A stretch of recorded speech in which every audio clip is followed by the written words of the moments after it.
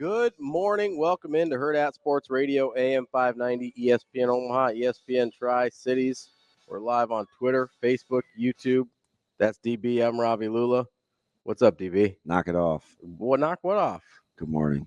I'm just trying to adjust my headset here. Things are good. I want you guys to squarely acknowledge first thing this morning that when I'm doing what I'm supposed to do, which is, i.e., be at work on time. Your job.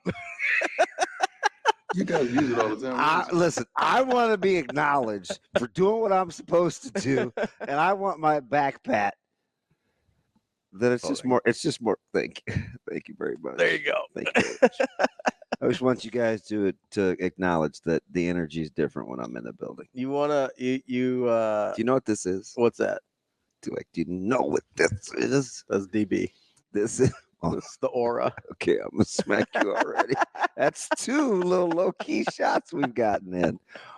I just want you to know, outside of the raggedy coaching voice, this is what happens when I get 22 minutes of what I would call, not really, but extra sleep. 22 minutes, that's all it takes. Man, listen, I woke up like old girl off of In Living Color, ready to go. So I had a straight Wanda, and instead of pulling in over there at 8907 Pacific at 5:00, that's early. I was still at the house. Yeah, I want you to know. I want you to just ponder that. Feel good about that? I do. The first time in a long time that I'm not in the snow removal business, that old Mother Nature helped you out here. Helped me to get to my job on time. Let's go, Mother Nature. I had a teacher in high school. Shout out Miss Colander. She was my Miss Colander. She was my. I want to do the fist thing, but I'm not sure how people will take it. If it's open, it's bad. If it's closed, it's bad. Yeah, you definitely don't want to be closed hand if you're throwing that hand in the air. That means some other stuff. Yeah. Or open hand. Yeah, get some. But then connotations. I'm not going like Super Jesse Owens either. You're not trying to go 1960 Olympics on me. 68. No, but we do need to talk Mr. Seals and Black Panthers though, because for whatever the reason, that is on my FYP page. Yeah. Yeah. I don't know if it's a movie and I missed it. Black Panther. There was a movie called Black Panther. No. Like the real Black Panthers, like the Black Panthers. Wow, not T'Challa. Okay. Seals. Okay. Wow. Well, like Forrest Gump. Like I'm sorry for getting a fight in the Black Panther party. Yeah, I'm gonna leave again. Like you're 0 for 3, and we're officially back to jerk status. But it's okay because we had a closed scrimmage in which there's a lot of speculation. We had some guys take the podium. And so now we have this thing where we're trying to put context clues, what little there are, deductive reasoning, listen, and then see what information we can take and run with. Yeah. That was a lot of the last couple of days. Yeah, 4 or 5 days. So I'm just like, well, so I'm here for the ride. I'm also here for your sorry ass organization dragging their feet on putting pen to paper on the flipping dotted line. No, you don't get sorry about for that. AI Yuck. No, you don't even know how to say his name right. Why would we give him to you? AI. So first of all, I want to let you know why we have a problem. Where's my cushion? It's under your chair, directly under the chair. Who did that? I'm guessing it slid off at some point. Well, my bunda wasn't here. Whose bunda made it slide off? I don't know. Other people come in here. This was a gift from Bill. Don't be putting gifts on the floor. Well, I don't think they probably did it on purpose. Unless it's Ike gift and he's putting you on the floor. You feel better? You good? I'm fine. You good? Leave me alone. Wow, that would be hard to do the show that way. Is that childish? Maybe a little. Leave me alone. Did you say that to your brother when Raj was wearing you out? I mean, he didn't wear me out. Leave me alone. Get out of my room. You know I can take Raj. Come on. Yeah, I don't know. I don't know. He might be one of those guys that kind of lays in the cut. I coach a guy like that. I'm meaner. Where I told him yesterday, I'm not going to say his name. I'm like, man, you could be really good. Like, stay with it. Mhm. He's like, what'd you say? I was like, no, you could be really good. Like, I'm stingy with praise. Like, Mhm. ask the guys around here. He said, I can? Thank you. It's the strangest thing I'd ever heard. But I think I love him now. Just imagine, Ravi, you could be really good at this. What? Oh, man, you could be good. Stay with it. Yeah. I can? Yeah. Thank you. What? What? I mean, what's he supposed to say? Shane, you could be really good at this job. You could one day. I'm just doing like the old man walk. Oh, here we go. One day when we grow up, we might be good at this. How many bites are we going through of this presser today? Well, There was a lot said without saying a ton. yeah, I think I'd rather let's rewind the clock a little bit here. Yeah. Can I start with a supposition? No, it's not a supposition. I'm gonna start. I had a supposition yesterday, Mhm. and I asked for you guys to confirm or deny, and one particular person confirmed, Mhm. and I asked him why, but I haven't heard back yet. So this particular individual must have went back and listened to the show, because I asked the question. I said, was I talking to Sam I Am? Was it green eggs and ham? Or was it to you? I said it appears that we're back into like Negativeville, right? I think that was the Sam. Without a game being played. Like, where all of a sudden did we take steps back emotionally without anything of real significance having happened? And when I said real significance, I wanted to preface it by, listen, the only people that were hurt more by Teddy being hurt is Teddy's family and Teddy. Yeah. Like, because I even think I'm closer to those guys than Teddy than the guys on staff. Known him long. I mean, it's just different, right? Known him for a long time. But it's not a tit for tat thing. So yeah, I'll even throw Nebraska staff into that. But for not much to have gone on, our mood has changed dramatically. So my guy was like, so let me finish this first. Right. I got a question about the supposition, but okay. All right, go ahead. Do you want to pose that first? Because you can. Well, that's kind of why I guess what has made you feel like it's been negative? What made you agree with me? Well, it's okay. And I hate answering a question with a question. I'm not typically like that. But let's not act like you don't feel it. Let's not act like you don't feel it too. No, I do, but I just didn't want to take I don't know the answer. For granted. I don't know the answer. That's what we're here for. I think there's been a narrative shift. Yeah, 100%. Okay. So my man was like, and my glasses aren't here yet, by the way. Did you get the order some though? Oh yeah, my man. Not only is B too good with coupons. Yeah. Man, I got a link for glasses. They're not real glasses, readers. Oh, I mean, those are still glasses. So he goes, the tenor did change, but I think it's valid. So maybe that's the part I'm asking the question on, is the validity. So I responded back. Yeah. I said, based on what? Question mark. Now, full disclosure, I'll say what I said so you don't feel like I'm hiding behind something I know and you don't. Even though I pretty much tell you everything. Literally. I said, I know why, what I think it is. But do you guys know why? And I haven't heard back from him. Listen to the shows locally. It's changed. No, I agree. There's been a tenor change. Hi, Coach.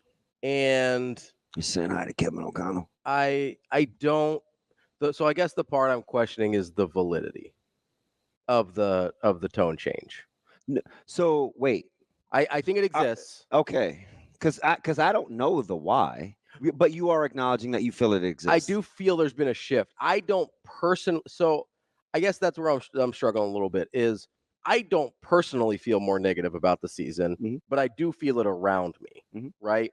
So when you ask that question on a personal level, no, I don't. Like DB to Ravi? Yes. Like Ravi. Did you like the French onion soup? And then you give me an opinion. Yeah, and I'll be like, nah, I'm not a French onion soup guy. But I can acknowledge, like, oh, a lot of people like French onion soup. It's just not for me. Okay. That's kind of how I feel about this tone changes. I feel the shift. I feel the negativity around me. I don't personally feel more negative than I did a week ago, for instance. I feel about the same. So that's where I question the validity of Yeah, tone but change. I've known you for a while now, and we do a job. Mhm. So unless I'm asking you your opinion, Yeah. you can pull yourself out of the general consensus, Yeah, that's fine. right? Yeah, yeah. In general, I think it is a more negative tone the Okay. past week. Okay. That's fine. Because anything else is just further complicating the issue. Yes. So, I'm asking you to remove personal feelings yeah, aside. I just wanted to acknowledge the fact that there is that I don't personally feel that way. Okay. But I agree that there's been a tone shift. I agree that the cover I don't know if coverage is the right word, but the narrative has been more negative basically since the Prohaska injury. So, what do you want to land the plane that it's that? I think there's multiple. I think it started with the Prohaska injury. I think the closed scrimmage and some of the comments afterward I think we were kind of teetering after Prohaska. And then I haven't said a word. Never mind. So what happened? Like did somebody talk to T.O.? so I don't even think it was I don't think it's like anything. It was just the fact that it was Coach Rule's demeanor. Yes, about you the weren't closed buying practice. the fact that he wasn't he was tired. You just No, felt it like wasn't even that. I think people, the fact that he felt the need to close practice, panicked people. oh, I don't think it had Yeah. anything. you know what? Okay.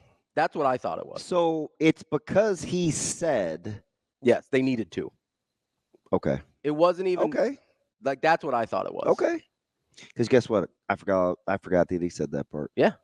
About the whole players and Playing differently when there's people in the stands. Yeah. See, and I'm not. I got strong opinions on that. I don't. that's what I think panicked people. See, I'm not going to pick up the phone and be like, hey. Yeah. But I don't know if that's a checkers or chess moment or is that legit? Yeah. Is he like talking to his players or is it? Because that's what thing? So you know what? You're right. Finally. Like, I think that's what people are taking and running because now they're cutting out the clip and the chasing three thing. Mhm. So that's what was bugging me yesterday. Yeah. I'm like, you guys you got to be the same person. You guys are taking that. And then it was a triple down. Mhm. It was a 3-bet with Jacks, right? Trifecta. In the small blind. So they 3-bet that thing yesterday with the tackling and, in this, So you we have- do it this way. So you have Prohaska. Yeah. Then you have the Okay. fact that he closed the practice. Okay. And then you've got the tackling. But the practice was always going to be closed. So that was the other thing that I like. That's why I think it might have been a checkers versus chess thing that he was I don't talking know about. so hear my heart. Yeah. I would tell you because I'm not going to walk. When I want to be right and I think you're being crazy, I may walk in. I may try to. Yeah. Doesn't always work. I may try to walk into a trap. I'm not trying to trap you here because I don't know. Yeah. I don't haven't. Like I have to. If I'm going to be to this program what I think they want me to be, Yeah. I have to understand boundaries. Yeah. You have to. I have to respect for your different roles. Right. The walls are in different spots. Right. So this is why I say that though, because almost all the practices are closed. Yeah. So like that's why I think it's a checker chess thing. Like, why is he saying that now? Would I have ever expected that scrimmage? Or here's the thing, right? Like, how many players I want to say players of substance. This may be a little harsh. Okay. How many players do you think on average would go to a coach and say, man, you know what? I can't function with my parents around.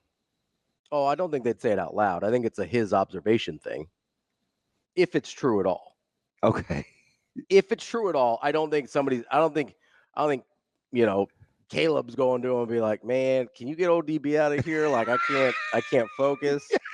Yeah, right. Like, no player's saying that out loud. And to their coach. if you're a coach, And how much are you going to put up with that? What happens on Saturdays? Yeah, I would be like, oh, okay, so you're on the third. Okay, now so you're on the third team. so now we're thinking checkers chess. Yes, because all the practices are closed. But we sure do have like some hot takes though, don't we? After Saturday, after like his little press conference deal, And yesterday. and with Tony White and Dvorak, yeah.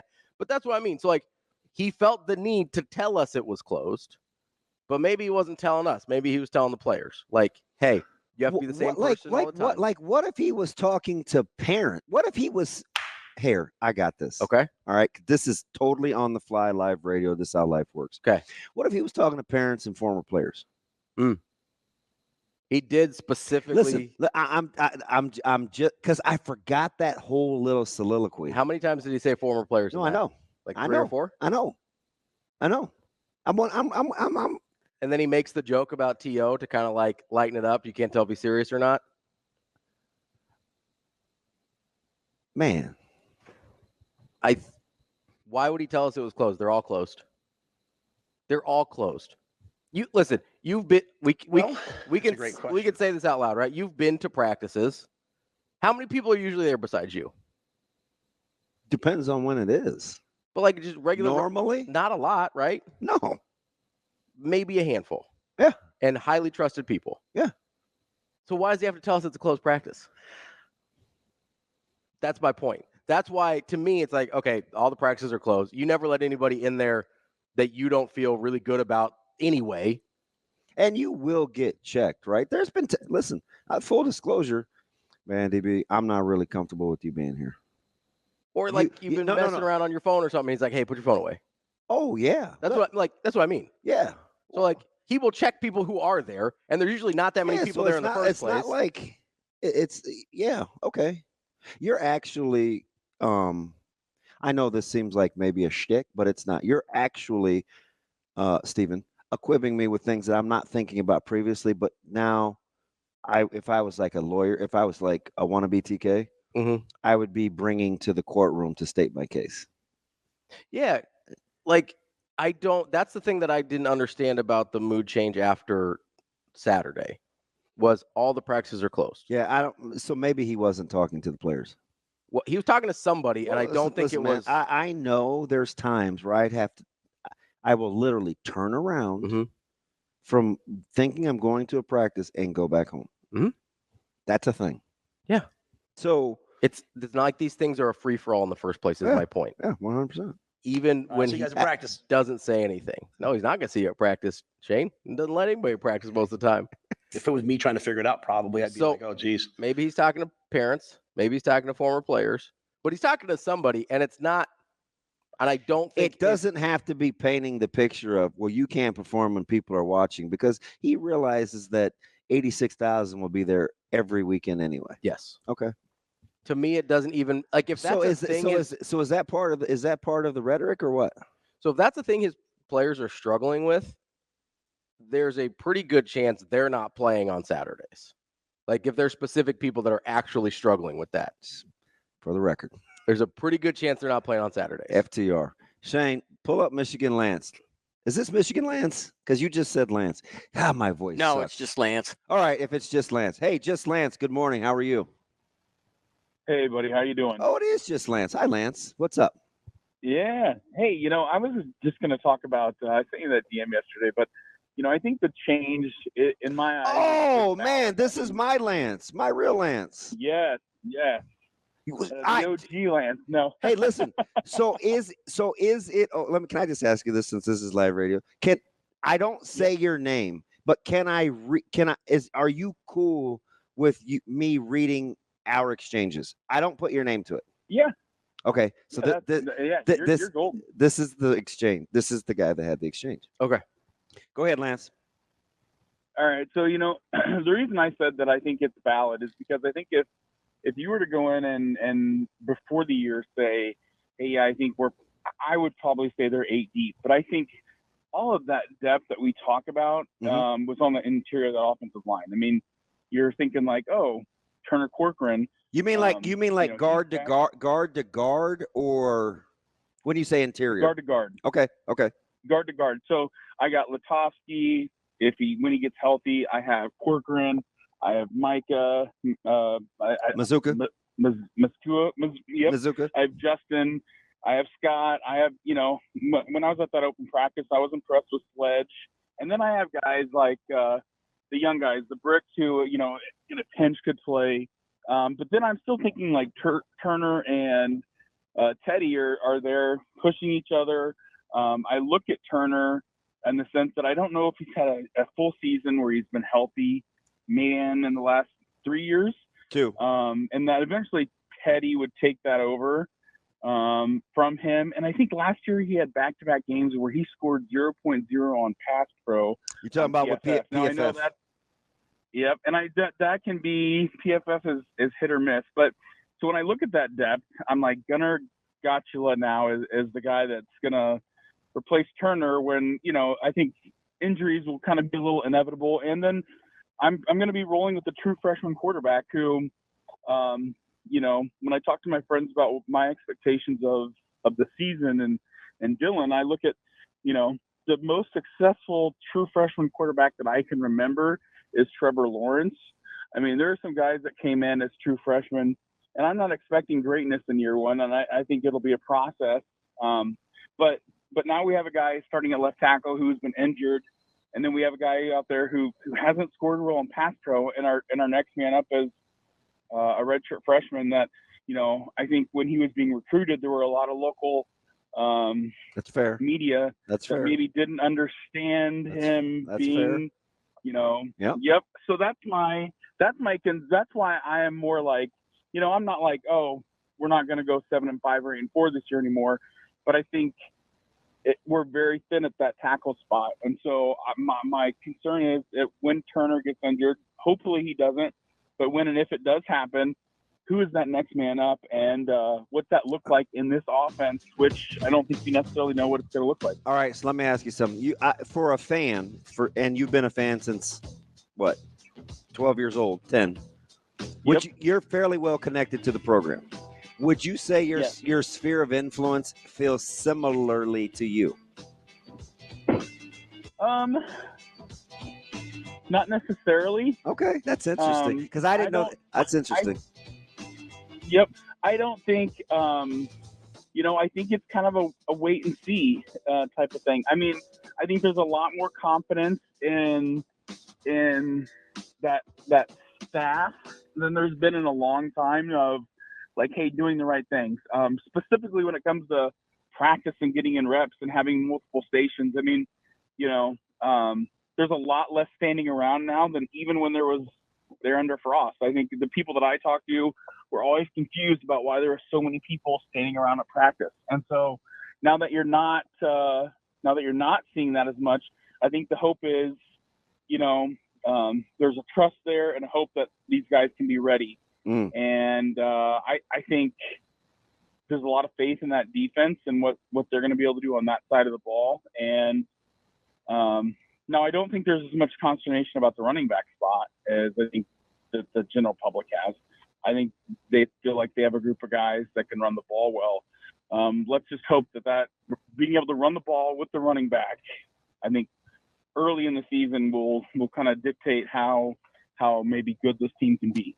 One of the better calls we've had in the first hour. We'll be back for more Hurrdat Sports Radio. We're back here on Hurrdat Sports Radio, AM 590, ESPN Omaha, ESPN Tri-Cities. That's DB. I'm Ravi Lulla here on the Pillar Exterior stage. Man, a lot in that phone call from Lance. Yeah, so I'm not a huge fan of taking calls in the first segment. Mm-hmm. That's pretty good. Because there's a lot in there. And I'm just going to preface this by saying, there's sometimes he and I have had lots and lots, like full disclosure. He's the guy that I said, he was on social media. We always talk, and he was gone for a while. Mm-hmm. And he's significantly younger than me. He's somebody that I kind of bought into in my former life of what I used to do, mm-hmm. that I kind of cheer for. But he's what I would call a fan. Yeah. Right? Significantly younger. But he also is connected, mm-hmm. and he's not a sunshine pumper. Yeah. Sometimes to the contrary, he's a little bit negative. That's the vibe I got a little bit. But I thought it was a call that accurately described the state of the fan base today. Okay. Like I thought it was accurate for how people feel, but this is why I don't feel that way because every time he kept saying something, I was like, I don't know. And so like he would say something. I was like, I get how that's how people feel right now. But like I keep referencing back to stuff do your thing that we talked about or thought about not that long ago, right? Okay. Like let's start with Teddy Prohaska. Okay. We all were at the open practice. Turner Corcoran was working with the ones at that spot. Teddy P, and it wasn't like they were rotating. Turner Corcoran was working with the ones. Do you remember what you asked me when I was watching offensive line? If Teddy was hurt. You said, is Teddy healthy? Yeah. Because No, he wasn't playing. I said, oh, no, I think he's fine. And then he hopped in. I was like, oh, I guess he's fine. Okay. Like Turner was working with the ones. I just wondered if you remembered that. 100%. Okay. Like Turner was working with the ones. It wasn't a rotation. He was working with the ones. Okay. So let's start there before we panic, right? Now, if you're just talking about. Now, not everybody knows that, so you got to give a little grace. No, but we did say it on air. I know, but listen, a lot of people listen. That doesn't mean everybody knows. A lot of people hear it. A lot of people don't listen. No, I'm saying to the show, like. No, I know. But Right? if you're listening to us or, which you should be, you knew that Turner was working with the ones. We said it out loud on the Monday or whatever after, okay? So does that mean I don't think losing Teddy matters? No, but context is important here. Second thing, okay? Can I say something else real quick? Absolutely.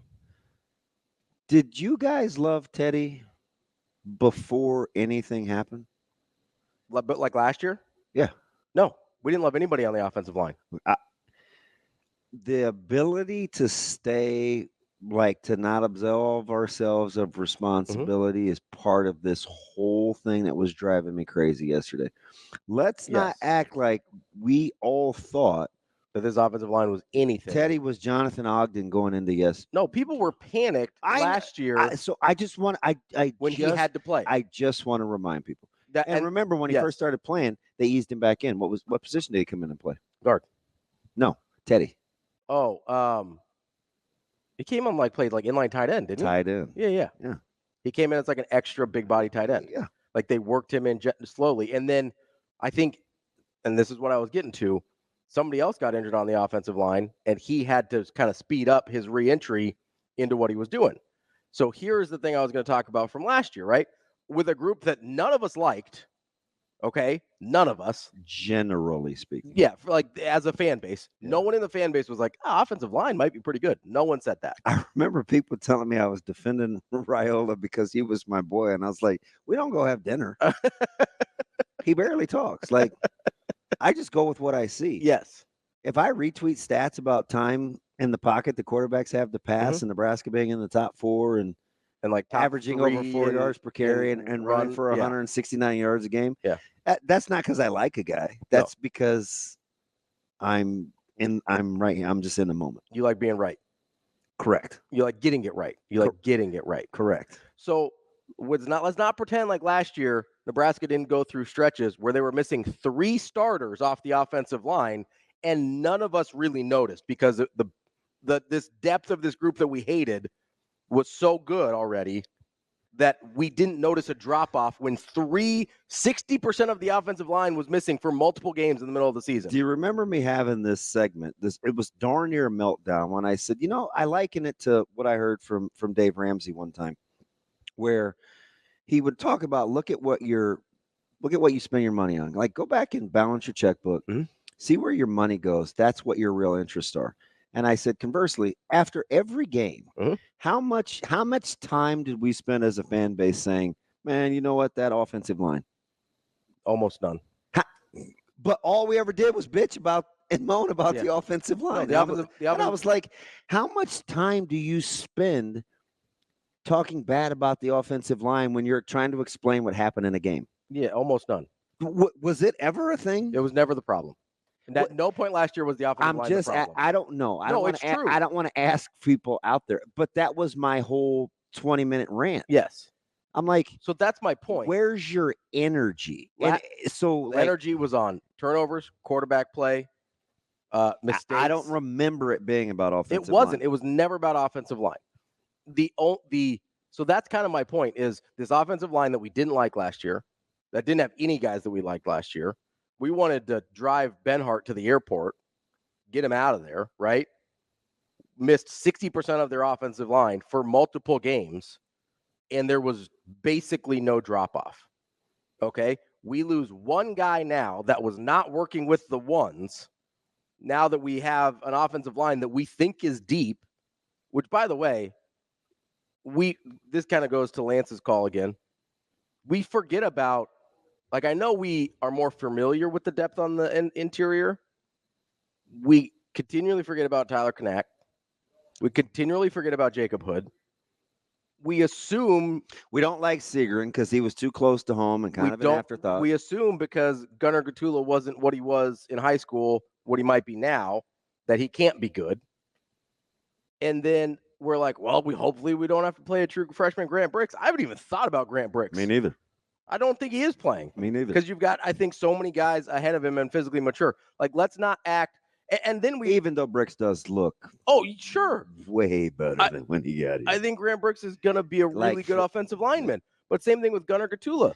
Like, why can Grant Bricks look better than he did in high school, but Gunnar Gatula can't? Our pre-existing notion, right? Because we were too close to Gunnar Gatula, right? So, Shane, do we have a call? Because Ravi can't. There we go. Oh, okay. And here's one last thing before we get to Will.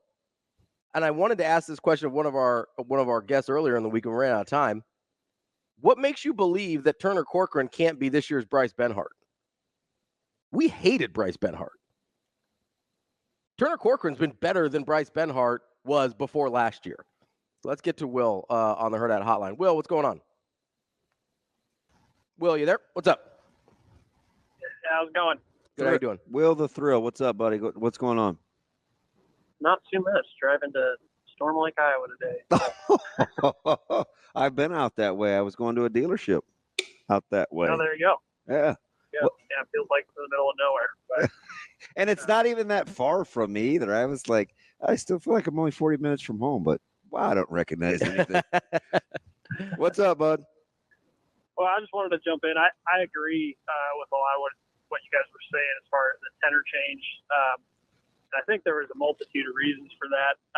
But I think with the Prohaska thing, I think that kind of started it. Mm-hmm. But I think with him, there was still a long way to go with development for him. And I think that's why a lot of people were hopeful for, the O-line this season was they saw the development that Ryan Lulla was able to do with like Benhart last year and some of these other guys that have been around. And so I think that was a lot of the hope. And then when that kind of got dashed, a lot of people kind of had that sinking feeling in their heart where it's like, oh, here we go again. But I think he still had a lot of development to go, which is one thing we got to look at. And then I think when you couple that with Rule's attitude on Saturday after he closed the practice, I think a lot of people were like, well, why is he closing this? Or are we, is he seeing something that we're not? Should we be worried about that? That was my initial feeling around it. But then after I listened to him, and on that chasing 3 thing, he said, we do what we do, and I demand you do it right. I think he just demands excellence in everything that he does. Yeah, why would he allow that chasing 3 clip to be released if that was a thing? Exactly. And so he was certainly surly, more surly than he typically is. Yeah. And yeah. You could tell he's tired. But with that attitude, though, if that scrimmage wasn't up to snuff to what he expects, he's going to come out that way. They're a week into training camp. He's like, we've been doing this for 2 years now. You guys know what I expect. And if it wasn't there, and Tony White came out and said, like, hey, our tackling wasn't on par. Everything the coaches said yesterday, Rob and Tony echoed exactly what Rule said. They just said it more explicitly as what the case was to why they weren't happy with the performance on Saturday. So I think we all just kind of get in our heads about, we closed practice, what's going on, what's wrong. Well, it's like he's just closing it to, make sure he's doing things the way he wants them done. And, he's going to demand that excellence, whether people see it or not. And so I think that's kind of the reason the tenor changed a little bit. Back-to-back great calls. We'll be back with more Hurrdat Sports Radio coming up next. Wrapping up hour number 1 here on Hurrdat Sports Radio, AM 590, ESPN Omaha, ESPN Tri-Cities. That's DBM Ravi Lulla here on the Pillar Exterior stage at Hurrdat Sports Bar and Grill.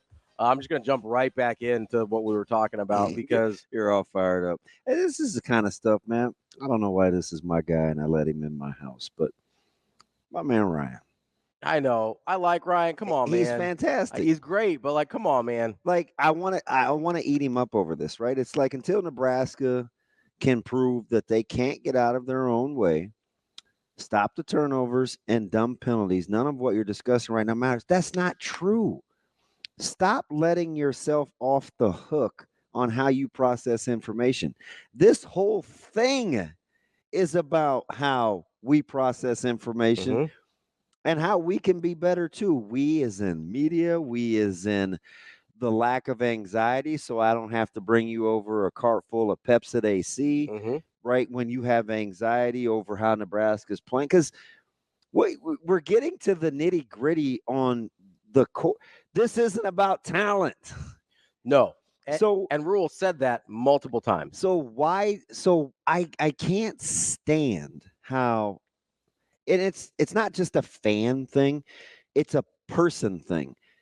We want to let ourselves off the hook for being better, right? I.e., this time digesting information and how we process it. But we want hey, man, you need to do this better. You need to do this better. You need to do this better. Why does everybody else have to be better? Well, why can't you? It also reminds me, like, okay, it's like for real? It's like the off-season champs thing to me, right? Like, you want them to have a bad off-season? Do you want them to not work on the other things? It's we yes. want to be free of, we want to be able to just say and think anything we want to because we're just fans. But then if fans feel slighted, it's, hey, man, we support. Like, you can't have it both ways. Like, how do you not have to get better? That's fair. Like, I don't know. I don't know, man. I don't know. The thing that like that's my dude. He probably knows way more about the way that I think that even I do. But like, you can't say stuff like that, man. Yeah, it's just not true. Like, it all matters. Like are we? So do the turnovers and penalties still matter? Yes. That doesn't mean nothing else matters. So Ryan, you're my dude. This my dude, right? Like I let this guy sit at the dining room table on a weekend and I vented, right? Just verbal diarrhea. This is my guy. But you can't own the fact that you have fan PTSD? Yeah, like Amazing Daniel said. That's what a lot of this is. You can't own that? The fans have the yips. Right?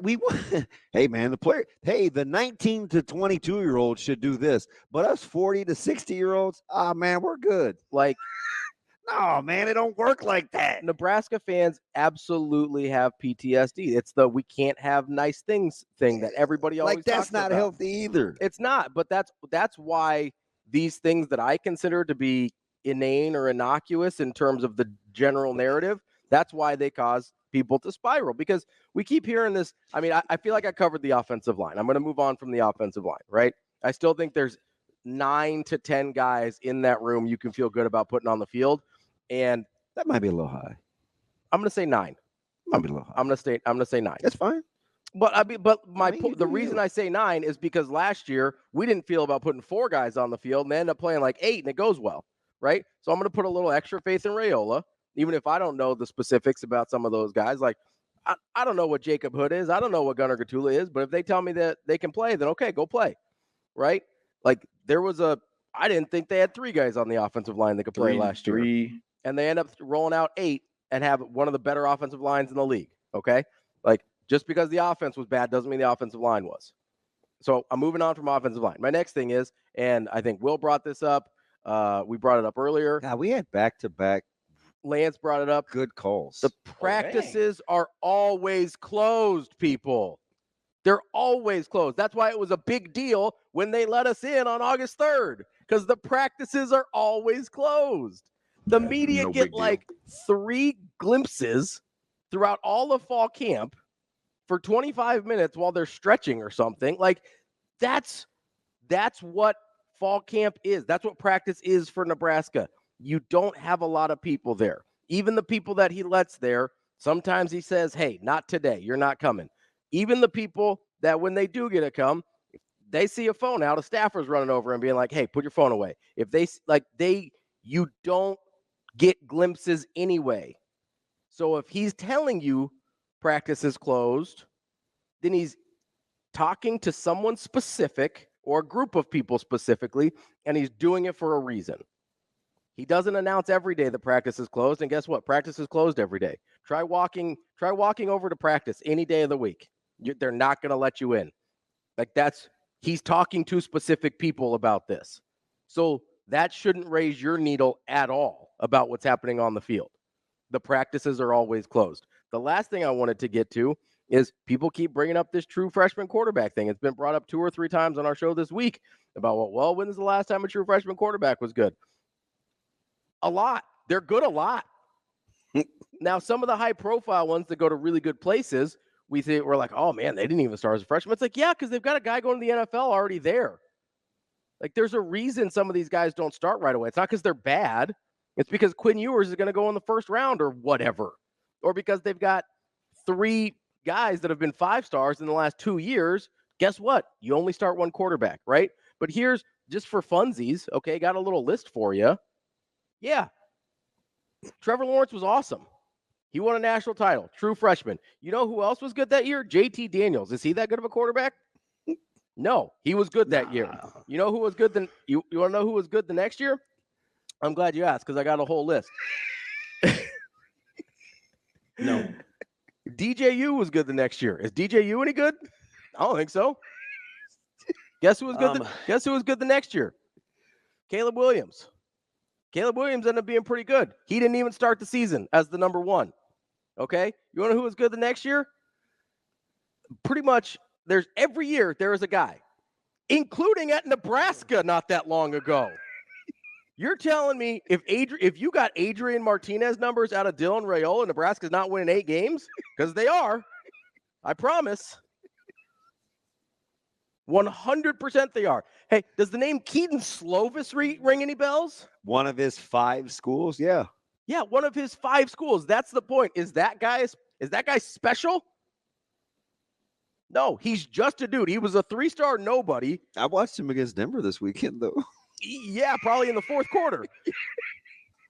He was a 3-star nobody going to USC that they took a flyer on because they missed on everybody they wanted in that class. And JT Daniels gets hurt going into his sophomore year. And listen, Keaton Slovis goes for 3,500 yards, 30 touchdowns, and 9 interceptions as a true freshman that they didn't want to start. And that's the best year he had was as a true freshman. True freshmen are good all the time,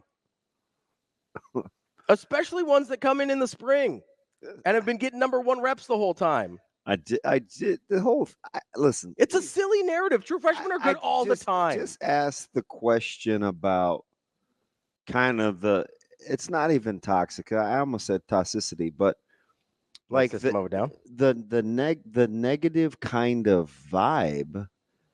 And I go back to like we think it's funny now, like Tim Miles to say, I don't put that crap on me. Like that's not my deal. Or Coach Rule just most recently, a month ago. So people bring up 2021. Man, I wasn't even here. Don't put that crap on me. I see. I don't know. The more you know who was good? Jacob Eason. You know who's not good? Jacob Eason. Positive results, negative results, etc. I'm just gonna keep tossing names out while you're talking. I just think like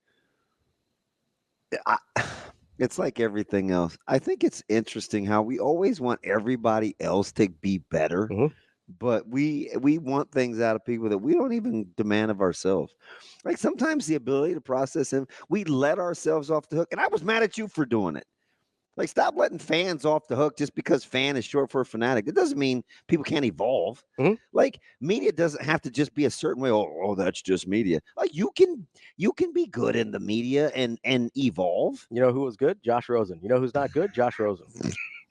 this dude. You mad? You know who was good? Christian Hackenberg. You know who's not good? Christian Hackenberg. You got a lot of randos that are good as true freshmen. You don't think a good player could be good as a true freshman? And I don't know what Dylan Raiola is yet. You're telling me it's not possible? I don't think Coach Rule lets the chasing 3-3 thing come out. I don't think the message is for his players. He lets the public see what he wants them to see. I don't think anything gets out of that program that he doesn't want people to see. Is that crazy? Nope. Is that paranoid? No. We'll talk to Brian Christopherson coming up next. Kicking off hour number 2 here on Hurrdat Sports Radio, AM 590, ESPN Omaha, ESPN Tri-Cities. That's DB. I'm Ravi Lulla here at Hurrdat Sports Bar and Grill. We are joined now by Brian Christopherson from Husker 24/7. BC, what's going on, bud? Oh, not a lot. How are you guys doing? Be sizzle. Oh, we're just we're navigating our feels over what would you call it, Ravi? Probably since the open practice to closed scrimmage to injury reports, we're just back to kind of recalibrating, man. A lot of pearl clutching going on. Yeah. Well, it's just interesting. Really? Well, kind of. I don't know. I Not think, from us, from other people. I just think it's interesting how we want like the team to have this culture change and get over this and start here, but like the fan base doesn't want to hold themselves to that same standard, right? Like they need to recalibrate too. Because Yeah. do you know what I mean? It's like you can't always want somebody else to get better. Like sometimes you have to too. I feel like this is kind of an annual. Me tradition of too. the I would like to stop doing this. Well, there's early summer is the feel good time. That's when, like June and July, the person who said, you know what, 7 and 5 would be nice. 7 and 5 sounds good. And then they're like, actually, you know what? I'd see 8 and 4. You look at that schedule closely; it's 8 and 4 at least. So there's that in June and July. But then there is always that moment in early August, and it's usually connected to an injury, which happens every camp because it's football, where someone goes down, is out for the season. There's that headline. And there's fair reason to like, okay, what's the depth chart look like now? But with it, there comes that like, oh man, it's actually here. And a little bit of doubt creeps into the mind, especially when the results haven't been as hoped the last several years. And I think we're probably to that week in our schedule. So it seems like it's about right on my calendar for this, if that's what's going on out there. Says the guy that's, 98 over 65 all the time. BC, I don't want to make light of Prohaska's injury at all because I don't either. You feel for the I was guy, gutted by it. you feel for the family, you feel for everybody involved. But have you ever seen a fan base go into a ditch quicker over a second string tackle being injured? It's not just that. It's that I'm not even sure how they felt about him before he got hurt. Yes. That's kind of, yes.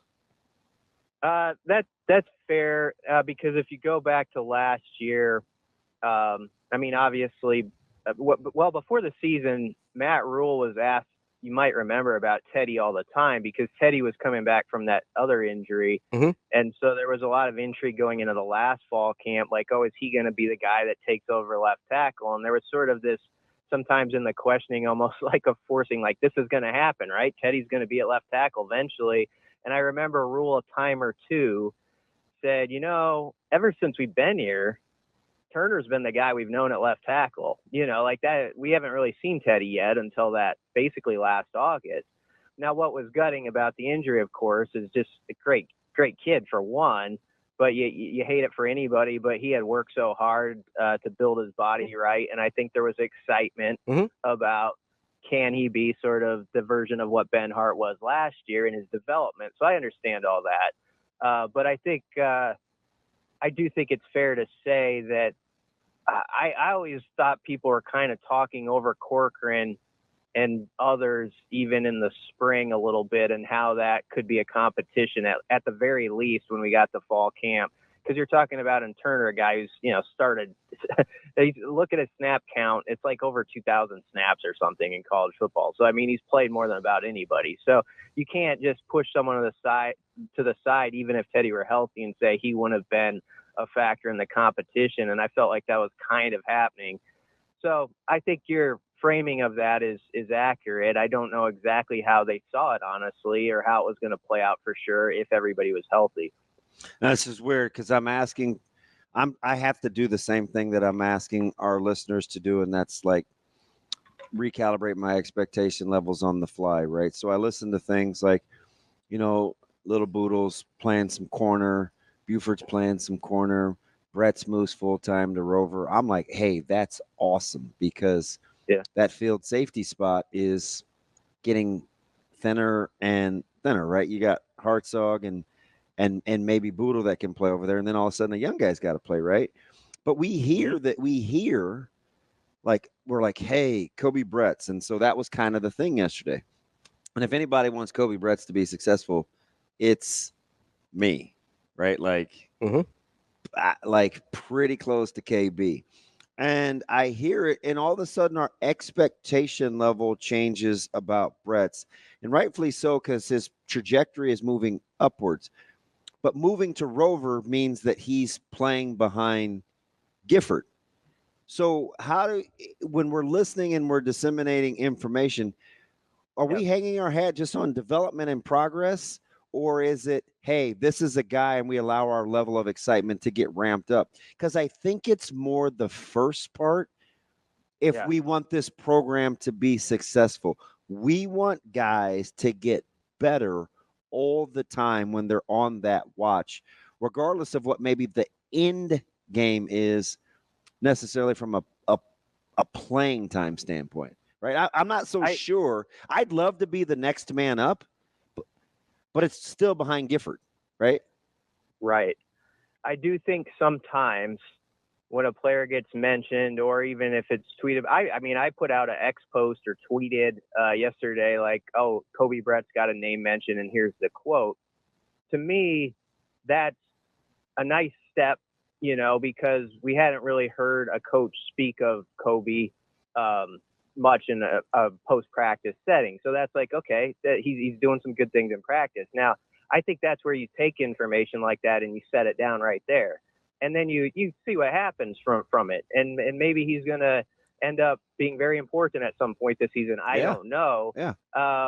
But I think what you're saying is accurate. Sometimes there's this, oh, I heard this name, and okay, he's on the 2 deep for sure. Or he's going to do this or that. And that's not actually what is meant by that. They've named a lot of defensive backs over the last week who are young, who are exciting, and there's going to be more of those who pop up as the positions move around, and next spring as well. That's going to happen. That doesn't necessarily mean, like we're going to see Amari Sanders, for example, out there at 8 games this year. Yeah. You never know with injuries or whatever happens, but that's where we got to be careful with that stuff. If you want another one, it's Jalen Gramstad. Anytime he comes up, and I don't know where to place that one, but that's a huge jump that sometimes I think people overlook from the NAIA to this level. But if they hear Jalen football, or some people take that like, oh man, is he where's he, second string or something? And there's everybody's kind of taking the information in a different way than I guess I sometimes do. Sometimes they're actually right and I'm wrong. But I think it's best to just kind of say that's interesting to hear that name, and then see if you hear it again a few weeks later, or like where does he pop up in week 1, at what point in the game, or at all, that's the stuff that'll give us our confirmation finally. We're talking with Brian Christopherson, Husker 24/7. BC, it's seemingly one of the other things outside of the Prohaska injury that sent people into a bit of a flutter, as it were, was the fact that Rule kind of came out and made a point of saying that the scrimmage on Saturday was closed. My question for you is, why do you think he felt the need to say something that is always true? He did get asked about it because there were more signs on the door than usual, at least where we come in, the media. So I don't know. Good point. And the doors were locked. Yeah. There was more signage up. I didn't know that it had been closed other practices leading in to everybody, but there was like signs up more this time. So I think it was Sipple, who asked a good question about it. And that's when he gave the answer. So I don't know if it's just because you asked Matt Rule something, he's pretty candid usually. So it could have been nothing more than that. I can't say for sure. But also, to me, it's like crunch time, baby. It's like 6 minutes left in the 6 minutes left. Crunch time, baby. Cut that up, Shane. Yeah. You guys know, you're watching a college basketball game. You get to the 6-minute mark. You're like, okay, this is a 3-point freaking game now. It's on. You're you put the phone down and you lock in. Yeah. Get hype, BC. Yeah. Get me hype. Well, there's a time when the kids need to stop trick-or-treating. It's too dark and you shut the lights off. And so I think that's what I thought when that happened. Is it kind of goes with this time in the calendar too. Like every coach has done it a little differently, but I think back to the Bo era especially, which was always fascinating. And there was a point like around August 10th, when it was like, okay, it's on now. Like you could tell, like everything was a little tighter. The answers had a little more bite to them. Everything connected with it was like season's 3 weeks away, that sort of thing. So I don't blame them. I would ask you guys, if you were the head coach, wouldn't you do the same thing about this point with the scrimmage? I would, because it's not like you obviously they respect the former players and everybody around here, but you are to that point where I think it's okay to close up the shop a bit. It's our guys now. Let's do this. And we don't need any loose lips, sinking ships, or any of that stuff. Like, let's just focus on us. And I get it completely. I would probably do the same thing. I got to be honest. Do you think there's any chance, like, if they're, if they're running a scrimmage and they want to maybe try something, maybe turn something up a little bit, that they, maybe they turn the pressure up on the freshman quarterbacks for the first time, and they don't necessarily want people freaking out because they say, Dylan looked terrible, or Harburg regressed to like he did last year. Like, maybe they finally let the defense loose for once. I think those guys got a chance to be pretty good. You know what I mean? Like, and you don't need unnecessary. Like, if they think they're a top 10 defense, they're not going to play a top 10 defense every week, especially not in the first 7 weeks of the season. Like, is there just a chance that they're like, hey, we don't need people running out there and be like, oh God, they threw 18 interceptions in the scrimmage? Yeah, I mean, it could be. I can't say for sure. There might not have been any giant reason to it, but it might be some bullet points like we're talking about like that, and that kind of makes sense to me. We got a pretty good sewing circle in this state when it comes to like with football. Like if there's 25 people get in the door, there eventually there's about 200,000 people who have a little bit of a take on what happened in the previous day. So I mean, I get it. I do. Like, I love access that when we get it, but I know I think you got to be different with former players and high school coaches at times. But I also think those people understand, as who have been in it, like, okay, there's that point when sometimes you just got to have your team out there and it's just you. And I don't think most people have a problem with that.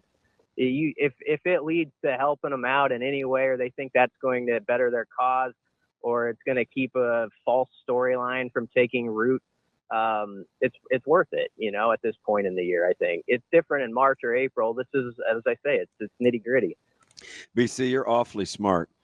How checkers and Chessie was or wasn't it that Princewell took the podium yesterday after all we've heard about Princewell up to this point? Yeah, maybe. Wasn't that interesting? He came up 3 times in previous press conferences. Yeah, well, he's such a fascinating player, and to hit it on the head, Rule did have that comment where he said, and it was a good challenge for Princewell. And it started with White a couple of days earlier. Yeah, if we want to be, that great team, a guy like Princewell, not just Princewell, but a guy like Princewell, everybody understands that, hopefully, is one who turns the corner and is like suddenly wrecking shop a little bit more and has just a little bit more consistency. And that's not knocking his first year. When you heard him talk about like his weight situation, it's kind of amazing. They've got some unbelievable athletes who have gotten stuff done while being undersized in a league we always talk about being full of grown men off the farm, right? Like This is a league of 330-pound linemen sometimes, and Princewell was playing at 230 or under, around 230 he said, and now he's at 245, so that's good. You hear James Williams up there, who by the end of last year, man, he was candid, talked about Maryland game. He said, I had no spring left. And I was like, I need to get to the off season and not have this happen again. He was at like 228. Jamari Butler was undersized. Javen Wright was undersized. So all those guys have, Judy's changed his body. He might be about the same weight, but it's a different weight. Mm-hmm. It's different. And we'll see if we, how it ends up for this program in the next 3 to 4 years. And if it is really good, Corey Campbell and Tristan Coggin would have to be in the list of top people you talk about, right? I mean, BC Jalen Lloyd has muscles. Like I can't believe it. I don't know. I say that tongue in cheek. Like I love him. He's family, right? But he's a little slight guy, and he was still fast. He was still explosive. He walks around now. It's like he has like biceps and quad muscles. It's like he used to have such an aversion and be so fearful of eating and putting on weight because he couldn't jump, 26,000 feet. But now to see him, it's like he feels like $1 million. Tommy Hill played undersized. BC, Tommy Hill was playing at your size. Yeah, you got guys walking into Ace Hardware without their shirts on now. They're just feeling good about themselves. But Ace, I mean, a lot of tank tops around campus. Yeah, I'm just saying, like, for guys to buy in to weight gain is not always easy. it's not. And people should pull up the James Williams interview if you want to talk about like going through it to get your weight right. Like he talks about, with his metabolism sort of fighting him, and like he's got teammates like putting a sandwich in front of him, basically like, so you got to have it, man. And it's not easy, and those guys go through a lot to get it, but it's very hard to dissect sometimes the strength and conditioning and all that from outside looking in. Like we've for years tried to like form big opinions on if someone's good or bad at it, and I think it's sort of a difficult challenge and sometimes not fair. However, early on, it's hard to argue with the fact that everybody looks way different with their bodies when they come in and do interviews and you talk to them compared to a year ago. It's just easy to see, like the evidence is right before you. So you have to give the combination of Campbell, Coggin, that whole team, I know it's a whole team involved, a lot of credit in that, and we'll see what it does for the football side of it. But I like how they always talk to as it is a team. Like it's not just one department here and there's a wall and then over there. They work together on all the numbers, and it's very organized, and people really the players really respect it, and that's what matters. Who's gonna I'm gonna say this for fear of like being completely wrong if it counts, but the guy that's come up a ton lately is Ramir Johnson, right? Ramir Johnson has been there forever, through a lot of ups and downs. And year number 6, he came across a certain way when he was coming out of prep school. You look at his frame. He right now is probably a victim of a guy we think we know too much about, and we really don't, because he looks incredibly different than I've ever. Not only is it the full beard sometimes, and he looks like he's like 60, but he's bigger and stronger and confident. He may be a guy that we think we know the book on, but he's actually a lot different than what the last time we remember seeing him. Yeah. Very comfortable in his own skin too. Dude, he's really, really savvy and smart too. Like, dude has done life, man. Yeah, and I think he knows that this is a staff that respects his work previous to whatever happened in 22, and then obviously the injury last year. Rule had that quote in the spring, which matters a lot. It's like we've seen what the guy can do against. Michigan State was really good in 21. Oklahoma, look at those games and the yardage he put up and some of the plays he made. And it wasn't just one type of play. He was doing it in a lot of different facets, and he could run between the tackles. And he's just one of those guys who, whenever he's touched the ball in his career, for the most part, pretty good things have happened. He's had good results. I can remember the first time we interviewed him, and he was nervous in a tent, under a tent in Maryland. Yeah. It was when he scored like a touchdown, and that was 2019. Yeah, and we were knocking him because he wasn't physical enough inside the tackles. I remember. Yeah. Everybody says he looks different. He does. He's another one that falls in that category. You could probably make a good list, and it could be a good segment to think of, like, who do people think they have the book on that it's not over yet, that it can definitely change it this year. And he's definitely one. Turner Corcoran is one. I was just going to say Turner Corcoran. I was literally just going to say they that. kind of, I get the sense, man, the staff kind of bristles up because I think they hear all the grumblings and Oh, he's got to be a guard. He can't play tackle. I think they're cheering for Turner more than anybody because I think they're sick of hearing it. Our guys at Husker 24/7 have admittedly talked about Turner, like, maybe guard is where he takes off. And I think there's a lot of that that's been echoed. But the staff itself, I've never heard that conversation a lot or very much at all, honestly. Again, I go back to the earlier comment. Think of Rule last season. He's like, Turner, we've known him as our left tackle. And so, again, the Teddy news was very difficult for everybody because you'd love that to play out and just whoever is your best to put out there. And Teddy's such a great guy and in-state kid and has worked hard.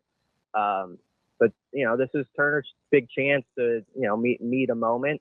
And there's some interesting young guys behind him. Gunnar Gatula, I think, is a really interesting redshirt freshman product. And we forget the Grant random Segrin. we forget the random times Roy would bring Segrin up last year and we were like, our very own? He's like an hour 30 away from us. Like him? That guy? Yeah, that guy. Segrin's got great measurables too. I mean, like if he was 260, I think when he came in, and now he's listed at 305, and it's definitely that comes across. So yeah, I don't know. Ideally, Turner takes the reins this year, is really solid and is available, and that's the big thing about a line play. Can you stay healthy? It's tough. And to be fair to Turner, I know what the PFF grades are on him and all that stuff. He's played a couple seasons where he hasn't been close to 100%, I don't think either, and I don't think he's ever made a big think about it. So hopefully he can get close to that, and we see the best of his football this year. That's Brian Christopherson, Husker 24/7 BC. We appreciate the time as always. We will talk to you again next week. Always enjoy being on, guys. Thank you. That's our guy, Brian Christopherson, Husker 24/7. Good stuff from BC as always. Coming up next, we're going to talk to our friend Andy Kendeigh from KETV here on Hurrdat Sports Radio.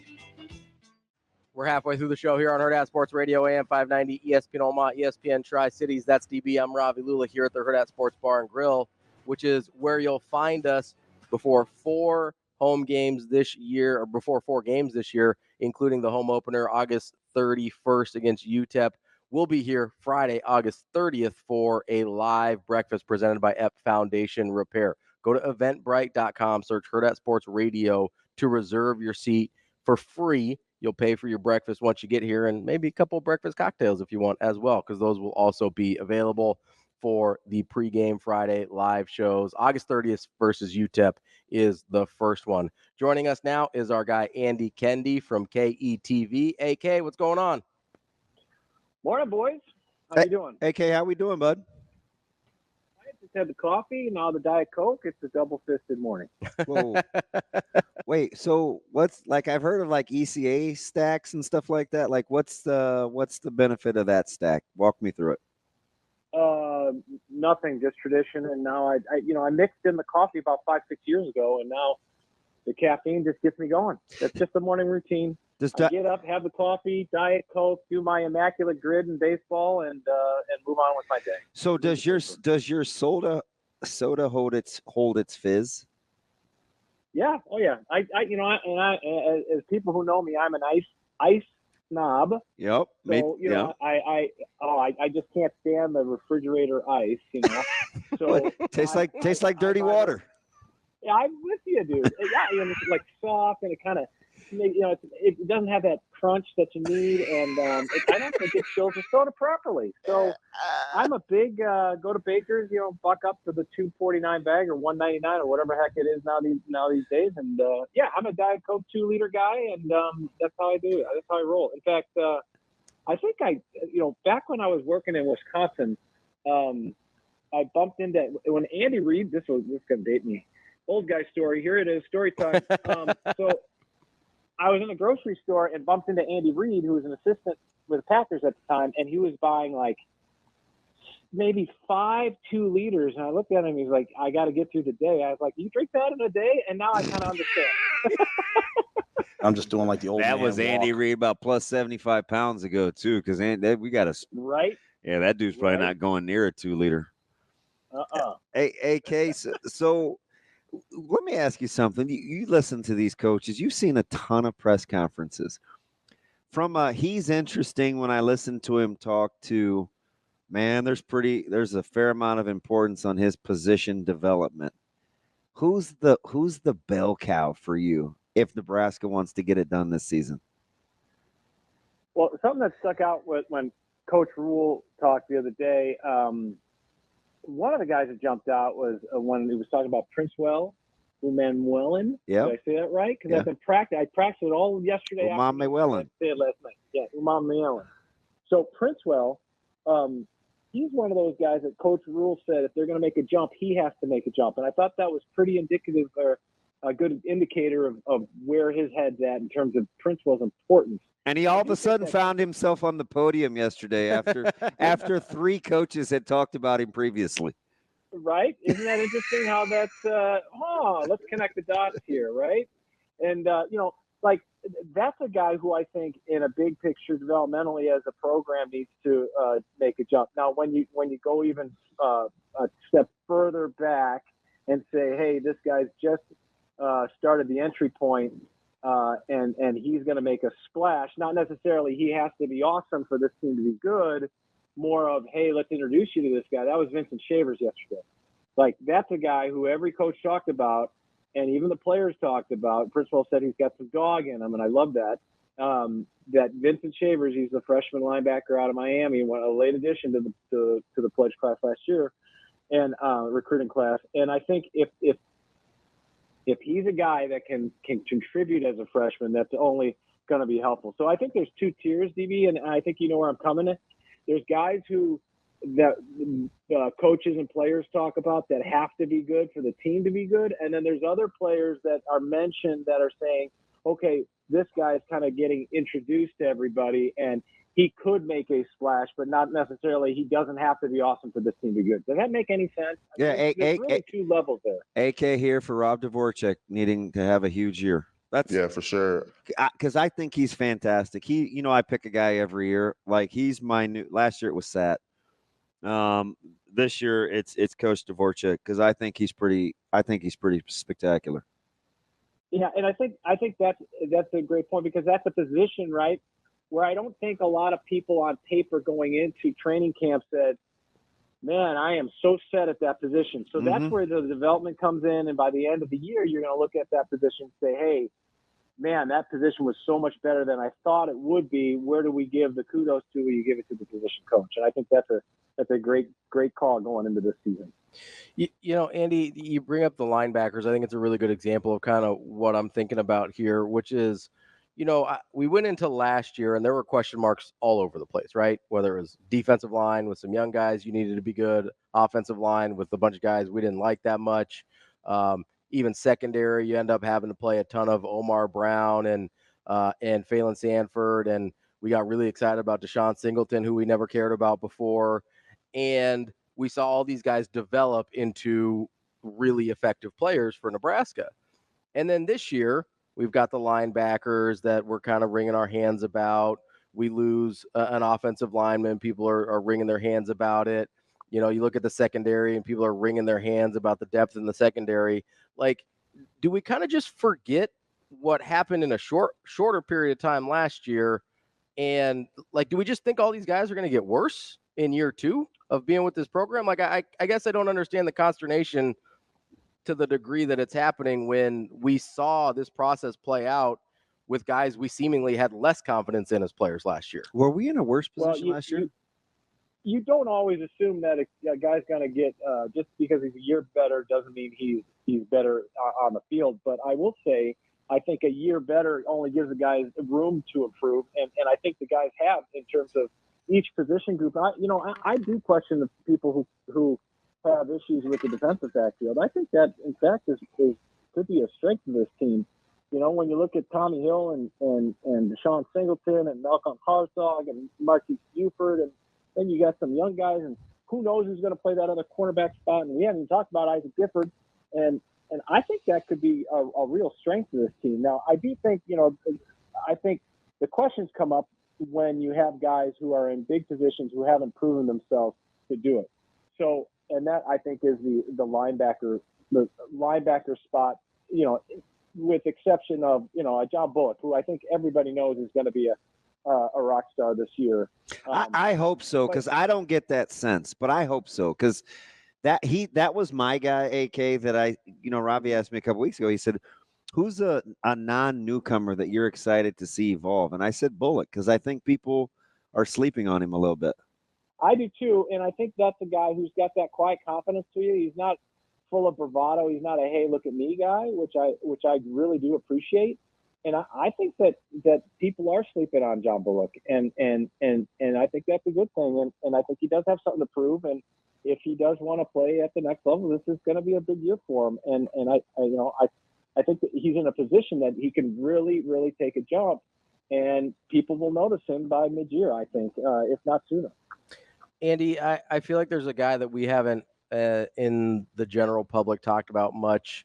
Are we kind of another guy we're sleeping on is Cam Lenhart? Like, he was pretty good last year. He looks really good this year, and I'm not hearing a lot about him. Is that a guy you think we should be paying more attention to? Well, that's a great question because, aside, he had that breakout performance against Colorado, and then he got banged up, and you were just hoping he would reappear, and he had some bursts of greatness at points last year, but I think what people want to see now is more consistent level of play from him, and I think he's going to get his chance. I do think he's going to get his shot, and I do think that's a guy that you're going to see the number 11, which I think is awesome. When the defensive linemen wear those offensive numbers, it's just awesome. I just love that. It's great. Okay, so if you had to start, how do I want to say this? Is there a position group that you see that you think will be either significantly better, or you're like, well, I don't know, based on what your sphere of influence thinks about said position? For me, I think it's running backs. I think running backs will be much better than we think. I think running backs, I'm not sure you have a superstar in that group, but I think the depth is so much better. You got a lot of good and maybe some great, and that's good news for the Huskers. And I think wide receivers are a group that is so much better than last year, especially after watching that open workout. There's some big boys on that group, no question. There's some guys that are gonna make some plays this year. That's Andy Kendeigh from KETV. AK, we'll talk again soon. Thanks, AK. Thanks, boys. More Hurrdat Sports Radio coming up next. Wrapping up hour number 2 here on Hurrdat Sports Radio, AM 590, ESPN Omaha, ESPN Tri-Cities. We're live on Twitter, Facebook, YouTube from the Pillar Exterior Stage. That's DB. I'm Ravi Lulla, reminding you about the Team Jack Foundation. Make sure you get to teamjackfoundation.org to get involved. Volunteer, donate, check out events, check out the projects that they're working on, all for the cause of finding better treatments and one day a cure for childhood brain cancer. All of that can be found at teamjackfoundation.org. All right, there's a couple things I wanted to get to that old B Sizzle was on a roll. He was feeling good this morning. I like it. He was spicy. He was getting after it. There was good stuff there. You asked me a question during the AK interview that we kind of just glossed over. What's that? And I was talking about the development and the fact that, like, we just expect that these guys aren't getting better year after year. And AK brought up something that I think kind of goes into the fan PTSD thing a little bit, where he goes, well, I mean, we've seen guys not get better year after year under other staffs. I want to be clear, under other staffs. Do you really sit here and think that guys that have been here with Rule for 2 years are not going to be better than they were? Well, we haven't seen it yet. We haven't. But we saw a lot of guys get better after 1 year. Yep. So my assumption, I think a reasonable one, is after 2 years, or guys that are in for their first year, going to be a lot better than they were last year. That's a safe assumption, generally speaking. And not just based on his time at Nebraska, his time at previous stops as well. But I will say this. Okay. It's not linear. I get it.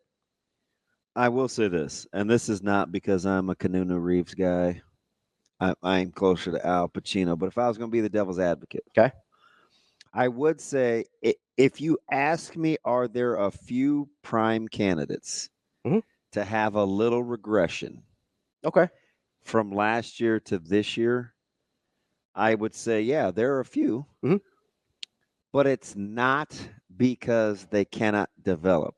It would be more to do with the emotional aspect of what it takes to be better once you become your own benchmark. Once there's an expectation. Yeah. Which is totally fair. I guess because that can happen. Totally fair. Some guys just won't answer the dinner bell, even though they put the food on the plate before. Some guys are good at chasing things down. Yeah. Other guys are good at playing King of the Hill. Yep. Right?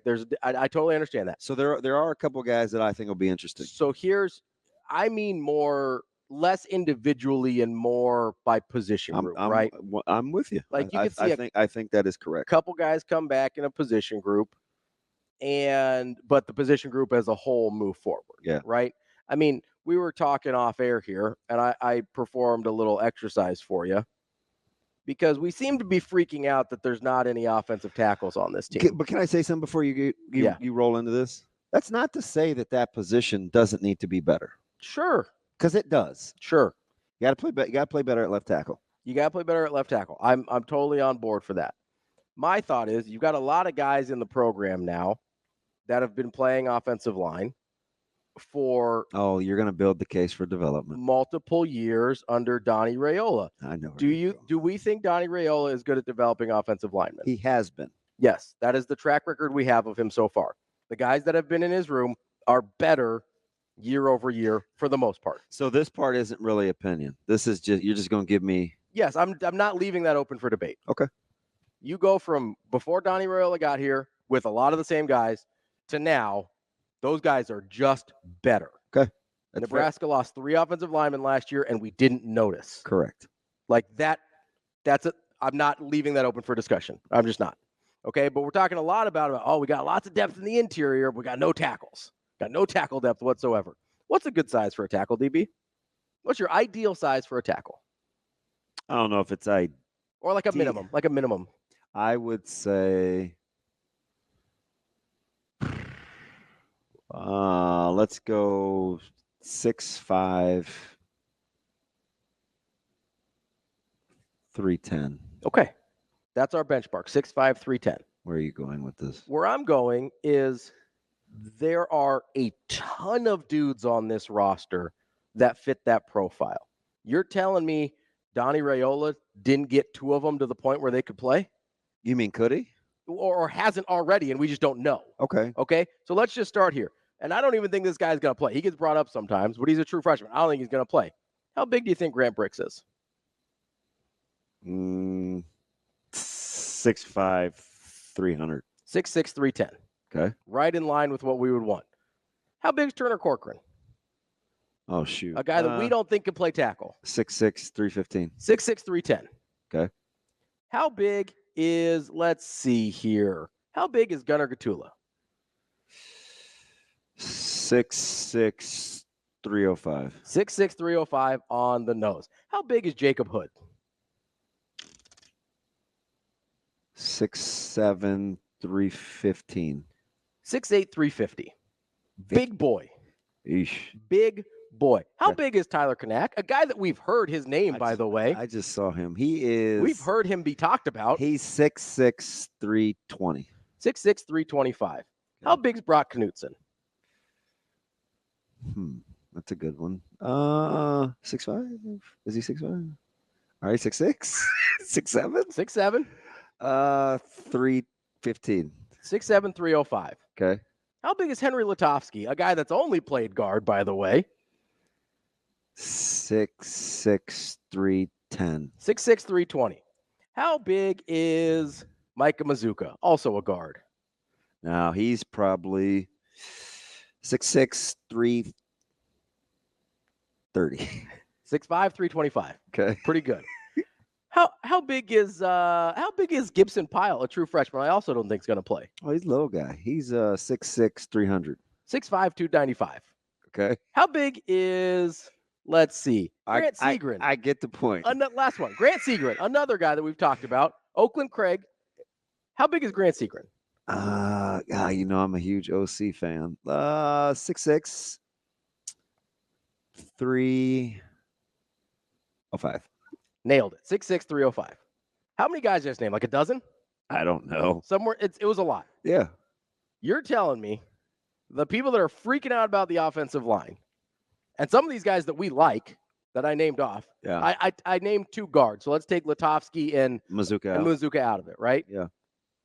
All of those guys have what we would consider good size for a tackle. All right.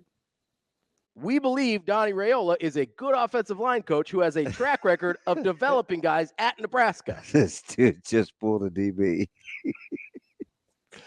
Right? Yeah. Okay. So you put those 2 things together, and we're losing our minds because the second string left tackle got injured? That's what's happening right now? Again, it's not even so much where he was. It was if we're being honest, we didn't like him last year. We didn't love it to begin with. No. We were hoping. Yes. And that's all it's ever really been. He had some flashes. He's been decent at spots, but if there's any place. I get the point. If there is any place where you're like, hey, do we have the bodies that would work? Yes. Just proved it. Do we have the coach we think can get the most out of those bodies? Yes. Raiola's proved that. What are we talking about? Actually doing it. Okay, sure. That's fine. But I'm not that gap is not worth consternation. I'm not fighting over that. Like I see the point. I get the point. And I think you can make that argument at anywhere people are having indigestion about on this team. We brought it up with linebackers. We brought it up with defensive backs.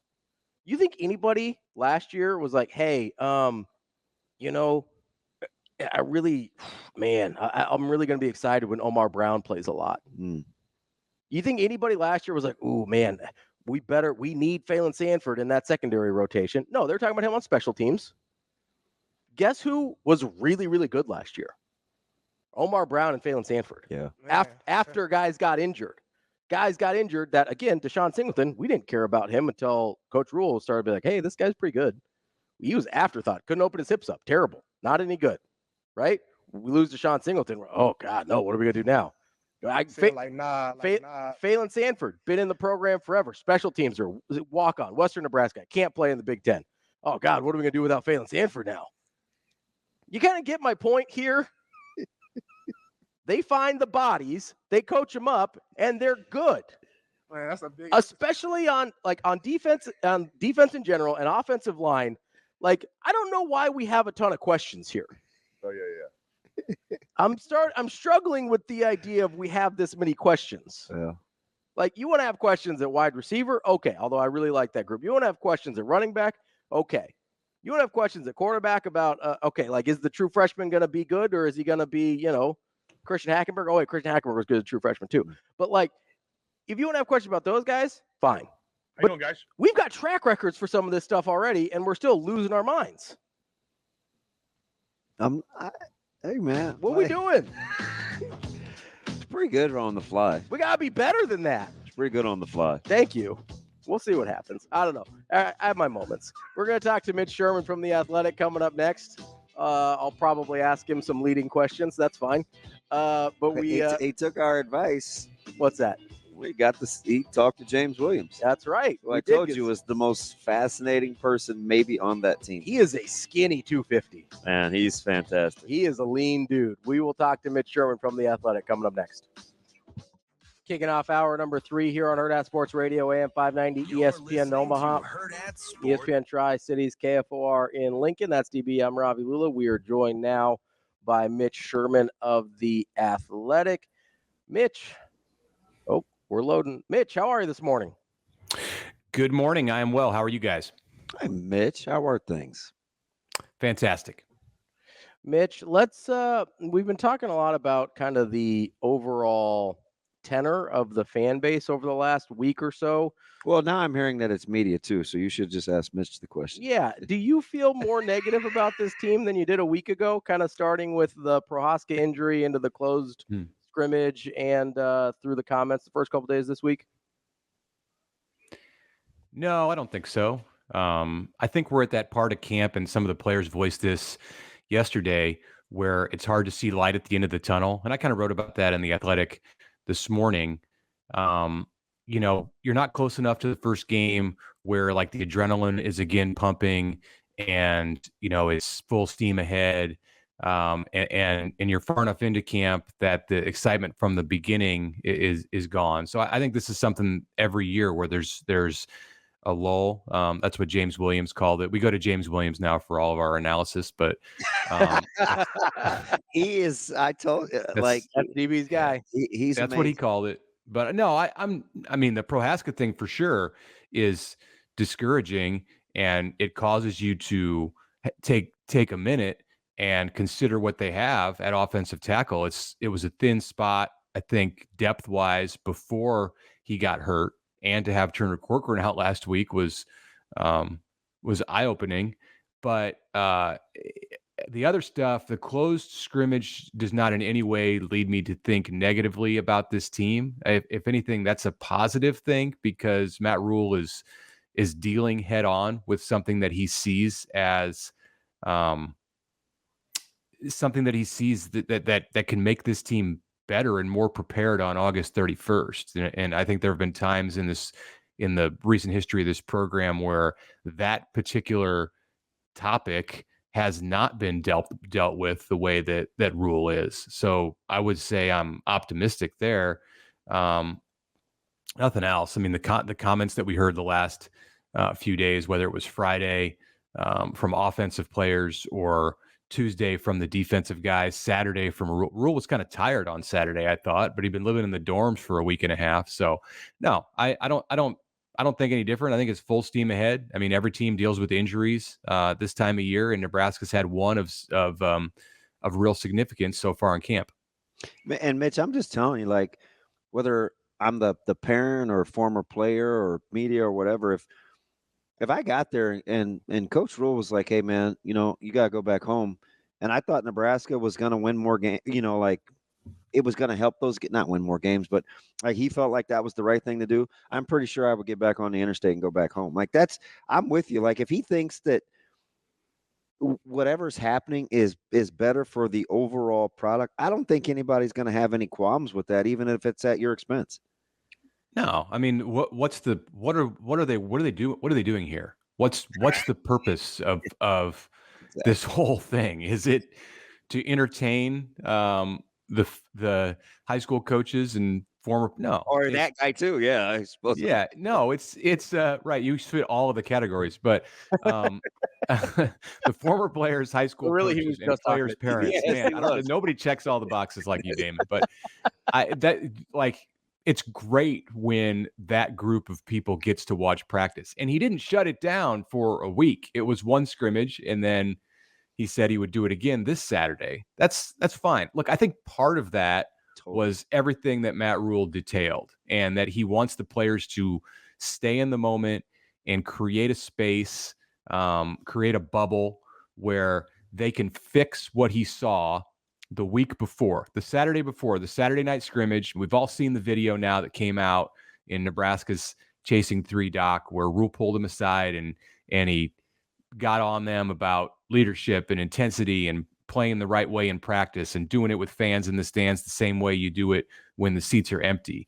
We all saw that, and then we saw him close scrimmage, and it was kind of like, or close the scrimmage, it was kind of head scratching. But I mean, stepping back, it makes sense because he wants them to get this right before the season starts. Everybody knows there's going to be people in the seats in the season. Like that's a non-negotiable. So you get to August 31st, let's have it right.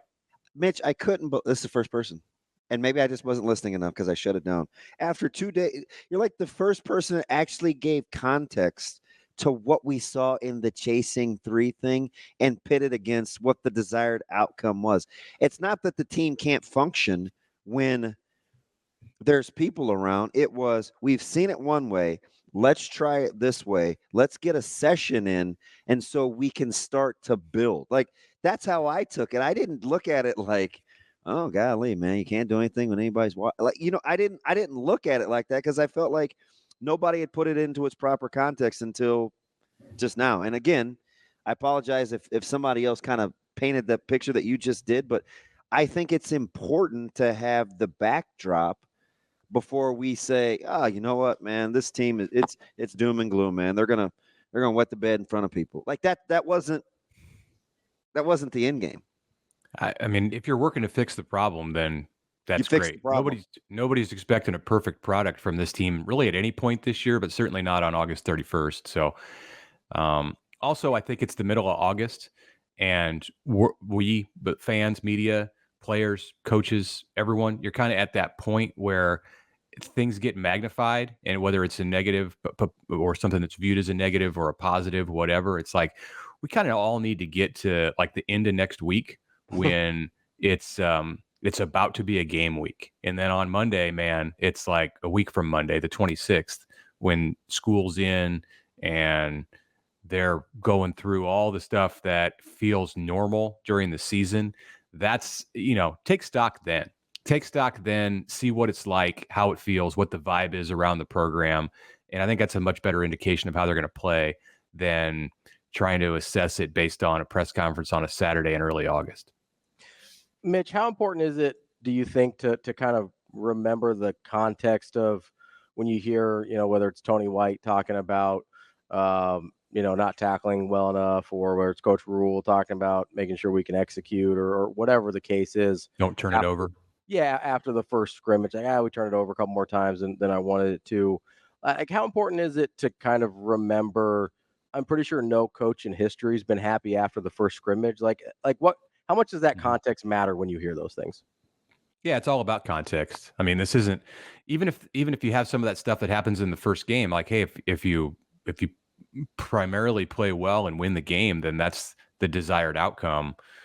Yeah, you want to be farther advanced as a team on the first game than you are on August 10th. That's when that scrimmage was. August 10th is early. It's it's barely a week into camp. It's a week and a half into camp, and you're going to have things that they need to work on. I think it's the context. The important part of the context to remember is that the coaches are just being honest here, as honest as they feel like they can. I mean, they could come out and be all smiles and say, it's great. We're looking great. This team is fantastic. We're doing everything right. And it's like, I mean, is that what you want to hear? That's nobody thinks that's the reality. First of all, I love it because we want honesty, but we don't want to hold ourselves accountable to what we do with the information. Like, we make it they're just telling the truth, right? So, what we do with that's Tony. That's an individual thing.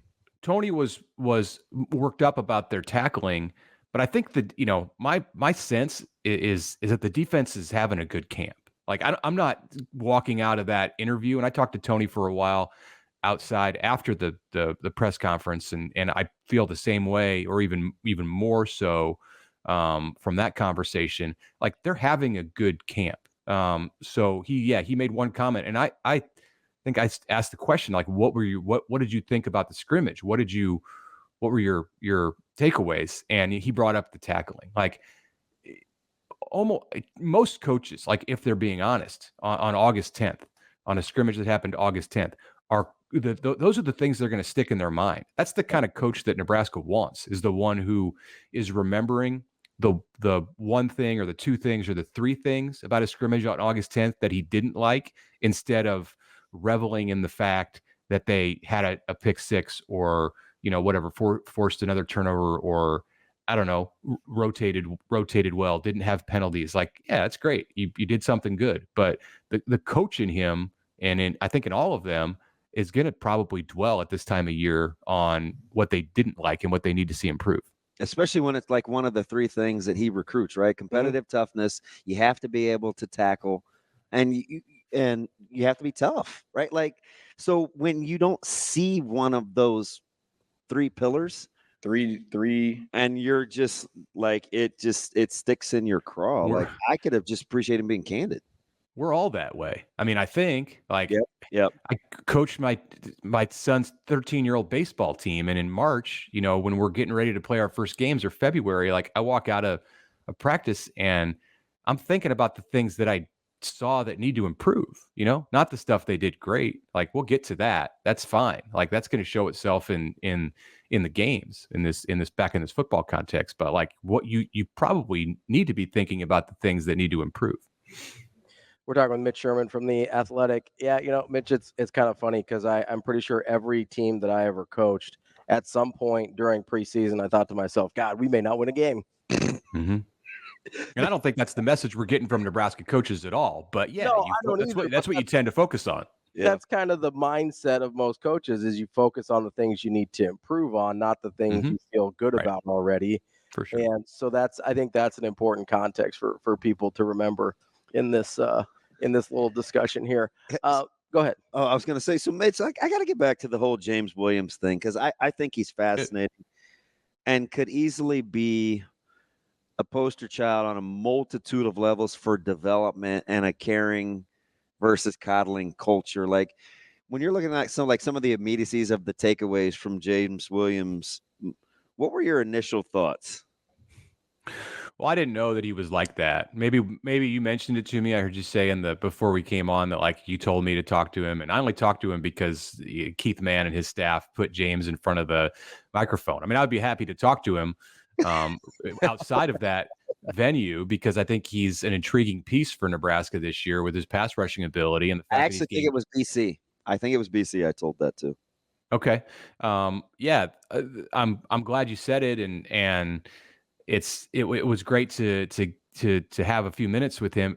But I don't think I'd ever seen him with his helmet off before yesterday, and I certainly had not heard him speak. So at the beginning, he was like the 5th out of 5 interviews yesterday. So like we're all going through this. We're not going through this like them, but August gets to be a bit repetitive and a bit of a grind. And it was like 1 o'clock and we've been sitting there for 2.5 hours during camp. There's a big break between when the coaches come in for interviews and the players lift because they're not in class right now. So there's a longer period. I mean, I was ready to get out of there. I didn't think about that, but like if I would have left for James Williams, man, that would have been terrible. But because he just lit up the room, like his just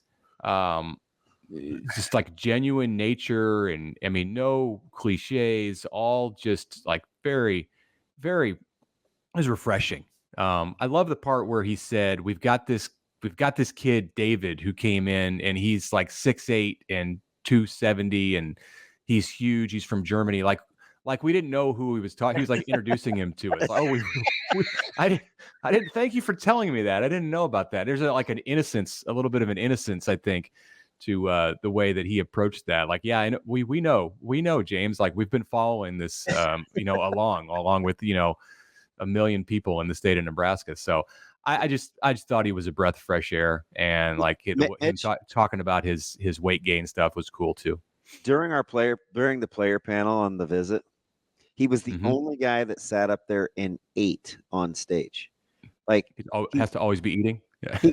He just was talking, and he's like chewing, and he's eating, and he's talking, and so right away you kind of knew. You're just like, oh, what you see is exactly what you're gonna get. And he wants everybody, just his authenticity.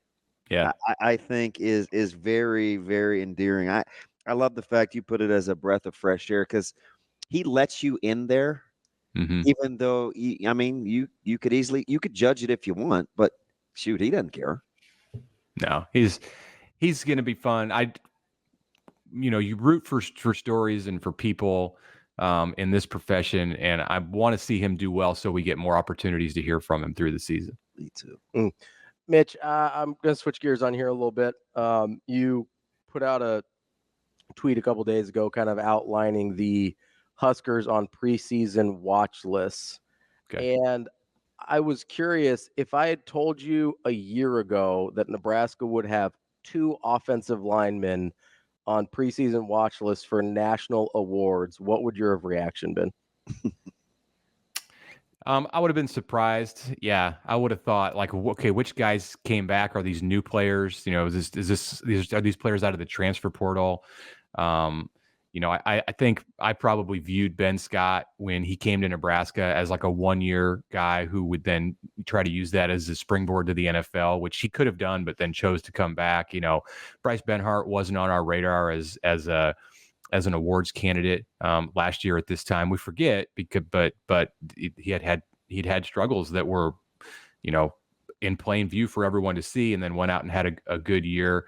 What's interesting about the two offensive linemen who were up for awards, I don't know that they're the two most gifted offensive linemen in the Nebraska lineup. I think like just physically gifted guys. I mean, you would be looking at Micah Mazuka.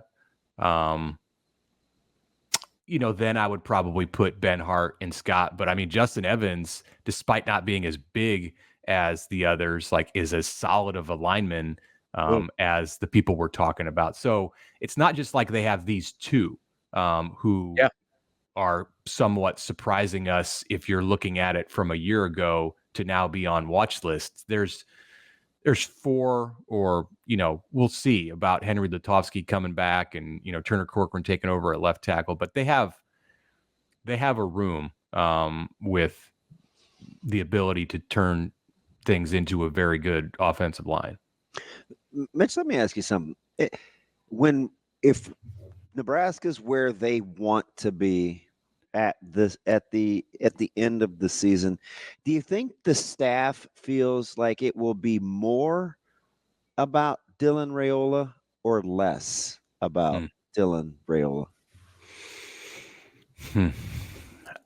Well, I think what they would say right now is definitely that it would be less about him. I think they would say that if they're going to have a successful season, it's going to be about all of the things around him that allow him to have success. And then his success, of course, is key to the team being successful.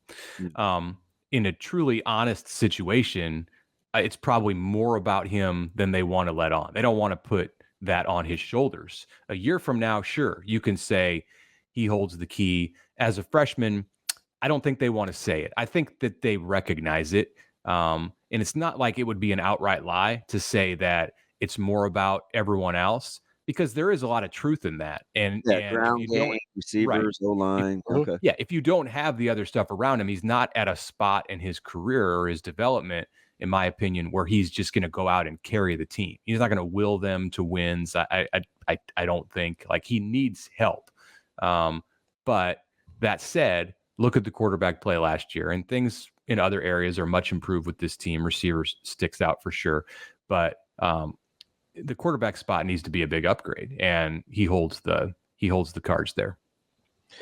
Mitch, I want to stay on the quarterback there for a second. We heard Rule talk last week about how, he was looking for what those guys looked like, especially the freshmen, when things got challenging, when things got difficult, because that's what separated the great quarterbacks from the average ones. Mm-hmm. And I guess when you hear him say things like that, how much of that do you think can occur in preseason? He said they're trying to tax them, versus at some point you just have to be there in live action before you know how they actually handle those situations. Sure. You can't simulate everything, that's for sure. I mean, he can put him out there in a scrimmage and say, you got 3 plays to get 8 yards from the 8-yard line, or it's 4th and 2 right here. And I think they've been doing that more. That's just based on what his comments are. They've been doing that kind of situational stuff more. Like, he's not as concerned about winning a drive. Like, did the defense win that drive or the offense, or a specific drill? He wants to put him in situational spots and see how the players are going to react. And some of that's the quarterback. A big part of that's the quarterback. But yeah, it's going to be proven out in the games. That's just the reality of it. And it's why freshmen even the best of them have up and down tracks, especially when they're playing a position that's as complex as the quarterback spot. And you can probably be a freshman running back and do your job and not have as many ups and downs. But the quarterback there aren't very many of them who have come in, even the best guys who are starting in the NFL right now, who made their debuts as true freshmen in college, who they all had ups and downs. So we expect the same, and a big part of that the ups and downs is often performing, learning to do the right thing when you're in a difficult spot. Mitch, if you're going to take place kicking, punting, and punt returns, and you want Nebraska special teams to be better, which one do you think, if from the outside looking, is the one that you can fix the quickest? Does it have anything to do with your expectation level? Yeah, just if you've got a blank slate at all of them. Well, punting and kicking are primarily an individual thing, and if you have the personnel, I think you can fix those. Returning kicks, requires 11 guys to be in harmony. You've got to have blocking and it has to be set up right. So yeah, I mean, if you get a Johnny Rogers back there, DeJuan Gross, whatever, like that's going to help and that's going to make things. But you're talking about generational kind of talents. So it'd be kicking or punting, and either one. I mean, I think either one can be fixed. Maybe kicking, because there's just punting. You still have to cover the punts. You still your punter can do a great job, and you give up a touchdown on the play because you didn't get down the field and make the tackle. Kicking is like it's one guy. So if you've got the personnel, and that's why they brought in 2 more kickers in the offseason, so they could have a competition and they would feel comfortable if one of them wasn't getting it done. There's somebody else who's realistic to go to. You're not looking for the intramural soccer player. You have a real kicker on the team, and so yeah, I'd say kicking, because it's just it's so out there. You're on an island. It's one person who has to do the job. That's Mitch Sherman from The Athletic. Mitch, we appreciate the time as always. Talk to you again soon. All right, thanks a lot, guys. Thanks, Mitch. Good to talk to you. That's Mitch Sherman from The Athletic. Coming up next, we'll have more Hurrdat Sports Radio, AM 590, ESPN Omaha, ESPN Tri-Cities, KFOR in Lincoln. Welcome back to Hurrdat Sports Radio, AM 590, ESPN Omaha, ESPN Tri-Cities, KFOR in Lincoln. We're brought to you by our friends at Union Omaha. Make sure you get to unionomaha.com to get tickets for the match against Bellevue University. It's a friendly on August 21st, 6:30 p.m. at Warner Park. Because it's a friendly, they've got some special things for you. You're going to have some raffles. You're going to have some interactive games for the fans, including some stuff at halftime. Make sure you get out to unionomaha.com to get involved. Maybe shop a little bit so you got some new gear to wear out to the friendly against Bellevue. Make sure you get to unionomaha.com for tickets as well. DB. Yes. I wanted to talk a little bit about the little NFL. Me too. Oh, yeah. Let's talk a little NFL, because I think, we've been, I would say, critical this morning of the way certain sections of the population have processed information around here. Sure. I just want to make sure it's not just a Nebraska thing. We're not. No. So I wanted to, because there's another really good example that just happened in the NFL. Okay. We find out, was it yesterday or Monday? JJ McCarthy? A little of both. Monday night into yesterday morning. So we find out JJ McCarthy's got a torn meniscus. He's going to miss some time. They won't know how much time until they get in there and see how bad it is, right? Yeah. And all of a sudden, people are like, oh, God, not JJ McCarthy. What are the Vikings going to do? Are you seeing some parallels? You know what the Vikings are going to do? The thing they planned on doing. Start Sam Darnold and then bring along JJ McCarthy when he's ready. Yeah. It wasn't even a week ago that the idea of JJ McCarthy starting would have made week 1 at least, would have made every Vikings fan pull their hair out. Every single one. Mm-hmm. You could go all the way through, his first couple drives in the preseason game, and people still would have been losing their minds if he had to start week 1 for Minnesota. Yeah. He has like 3 good, or I don't even remember how many drives it was. He got off to a shaky start, though. Yeah, he threw a pick immediately. Yeah. And then he has a few good drives, and now we're like, oh, God, what are they going to do without J.J. McCarthy? I can't stand – I don't know why you're doing this to me, because you know that it drives me up the wall. I'm just pointing out this thing that's ridiculous. There was literally a headline on ESPN like 2 seconds ago said Viking funeral ? Yeah, it's ridiculous. It's how I. Sam Darnold was signed to be the starter. There's just a lot of parallels. The lot of parallels. Sometimes I just think we like to be. I don't know, man. Like he's the same guy that a week ago most people had no interest in playing. Like nobody really liked him. Yeah. And I'm like, and I don't know if I'm going to be right or wrong, but I did feel like I was kind of on an island with the JJ McCarthy thing. Yeah.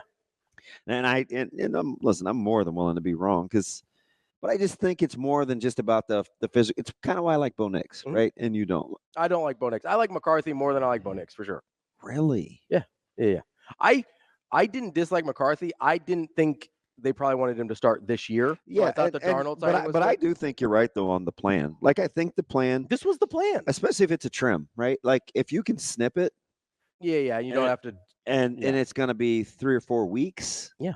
Versus 3 or 4 months. Then the plan is exactly what they were planning on. Yeah. Literally. But it is. I always just like to kind of remind people that is the same guy that you felt X way about.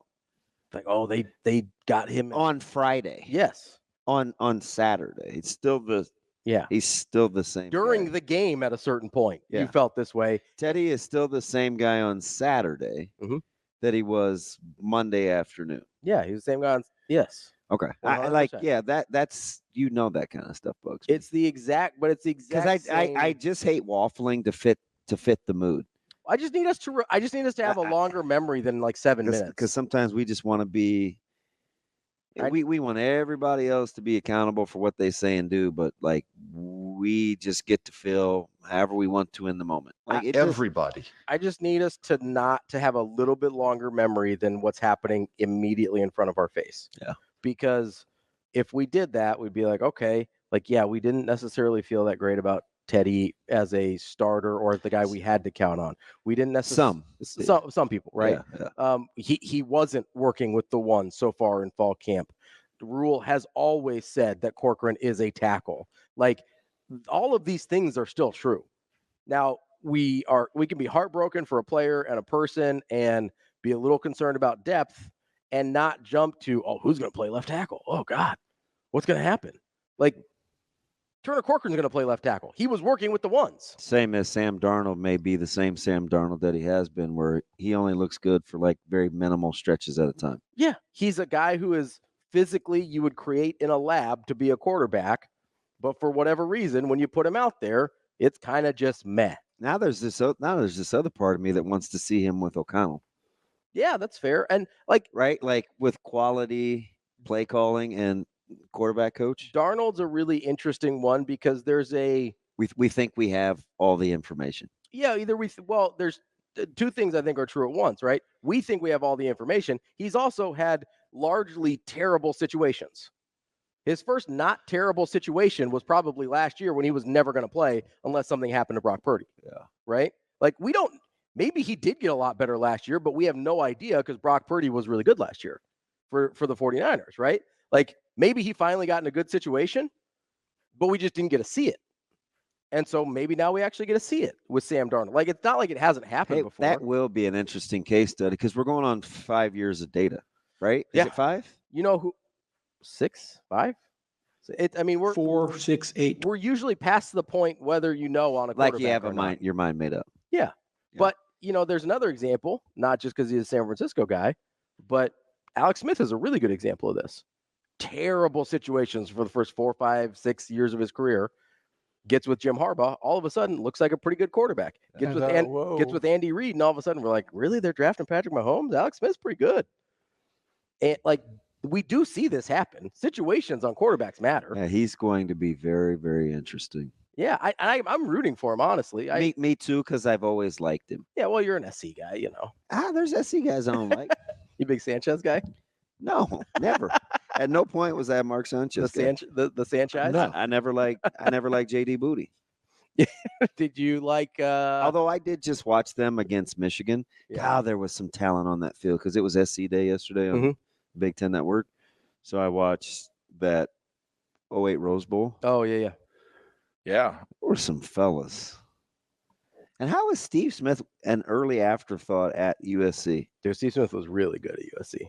I mean, but he had Jarrett too, so it was like, I'm like, God, that guy's pretty good. Yeah, that's not even the Utah Steve Smith. That's a different Steve Smith. This is what Giants Steve Smith.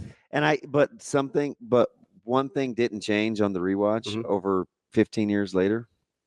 CJ Gable still ran into offensive linemen before he got touched by a defender. I'm like, why is he running into the backs of his offensive linemen before anybody touches him? That's one of those things we like to call. I mean, but Michigan had some fellas with Branch, like. Well, there was a lot of guys on that team that were still there from the 07 year when everybody thought when they were like top 5 preseason ranked, and everybody thought they were. And Michigan came into that game. What do you think Michigan was ranked in that Rose Bowl? 08 Rose Bowl. Yeah. Okay. Like 14. They were number 3 in the country. Really? SC was 8th. In 08? Yes. 3. Wow. Those teams, that was, and it's a great iconic game. Like that was what I was excited about the Big Ten. That's a classic helmet game. Who was there? Is that? It's Henny. Henny was the quarterback. No, not Henny. Henson. But not Drew. 08? Yes. No. Yes, because it was the Troy Smith Heisman year, right? I don't know. That was 06. Well, it's the same stretch. Drew Henson? That's the baseball guy. Yeah. Go look at the 08. I thought Drew Henson. I don't care what you thought. Look it up. Don't have to process it out loud. Just look at Michigan USC Rose Bowl. All right, we're gonna look it up. We'll legislate this when we get back. I think you're thinking of the wrong guy. Do you? Drew Henson's the baseball player. Yeah. Is it Henny or Henson? Henny was there in like 07. He might have still been there in 08. Okay. I don't remember. Henson was the guy that was taking snaps from Brady. Henny, Henson, 7. Those are different names. One of them. Those are different people. One of them. Google. That's TP. I'm Ravi Lulla. We'll be back with the rest of the show next. Wrapping up the show here on a Wednesday. Hurrdat Sports Radio, AM 590, ESPN Omaha, ESPN Tri-Cities, KFR in Lincoln, where Drew Henson was absolutely not the quarterback for Michigan in 2007. Henny, Henson. I admitted that, though. I wasn't going to die on that hill. I wanted you to just look it up. No, I did. It was Chad Henne. Like, it was a good squad. I don't want to debate what you're thinking on air unless you're asking me for context. I mean, literally the entire show is just debating about what we're thinking on air. But that's something that's pretty tangible. Yeah, like you could just we can look it up. You could just look that up. We can look it up. But it was like Manningham and Preston. Yeah, no, those teams were stacked. I think people forget a little bit that in the post USC championship years under Carroll, we're still pretty good. Yeah. They just couldn't quite get over get the the hump. quarterback thing right. Couldn't quite get the quarterback right. And that was also where Oregon was starting to come up. And so they got him a couple times. Yeah. And like there was just a little bit more parity in the Pac-12. That Michigan team, though. Like Mike Hart. Yeah, I like Leon Hall. I liked a lot of those guys. They had a lot of good ball players. Aren't they like when you watch those games? Yeah. It's pretty cool. Yeah, there's a couple years before that, it was, Washington and Michigan in the road. Like those classic helmet games in the Rose Bowl are pretty sweet. And we can get them all the time now. Yeah, I mean, that's just a conference game now. Yeah. I mean, if you want to see Kajana Carter go 85 on the opening play against Oregon, shoot, man. Big Achilles Smith guy. No, I never was. And I had to cheer for Dixon, too. Dennis? Yeah. I liked Dennis Dixon a lot. As a Steeler. I liked Dennis Dixon a lot. I was like, oh, gosh, I feel like we're in purgatory. That was I was a big fan of his. I was a big Dennis Dixon guy. Yeah. Yeah, I was I was a little bummed when he tore the ACL in game 7. That was rough. Yeah, dude, watching CJ Gable yesterday, I remember all the things that used to make me mad. You know what drives me crazy? This is so stupid. What? But like when running backs run and they put their hand on their offensive lineman's back. Oh, yeah. Like they're like guiding them. It drives me up the wall. What are they like trying to keep space? Are they guiding I think them? What it's are just they a doing? feel. Like, Okay. where's my guy at? Okay. Like maybe they played some outfield and they're like trying to feel the wall It's back just there. So I don't know. Speaking of which, Shane, would you sign Dalvin Cook? Can you believe Dalvin Cook is not playing right now? Yeah. That seems incredible he can't be but 28, 29 maybe? We're looking. I don't know. He is 29 years old. He's on the right side of 30. I wouldn't go by what happened in New York as like they barely used him, and now all of a sudden the Jets backfield. Who's the Braylon Allen guy we saw finishing runs this weekend? So in 2022, his last season in Minnesota, Dalvin Cook, 1,173 yards, 4.5 yards per carry. I think he just won. What a rush. What?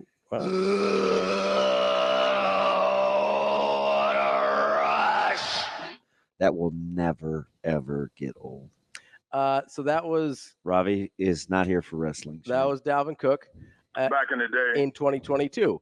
Then he goes to a dumpster fire franchise, and we think he can no longer play football. That's basically what happened, It's right? just weird that he doesn't have a job. It is weird that he doesn't have a job. He's 29 years old.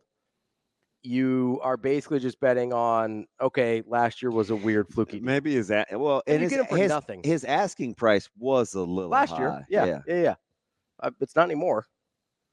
Pretty sure his asking price is just be in the league, right? Freaking bats. I'd like to get some touches. Yeah, I would like to play professional football still, please. So, are you believing the reports that San Francisco just didn't get back to the Steelers on Ayuk?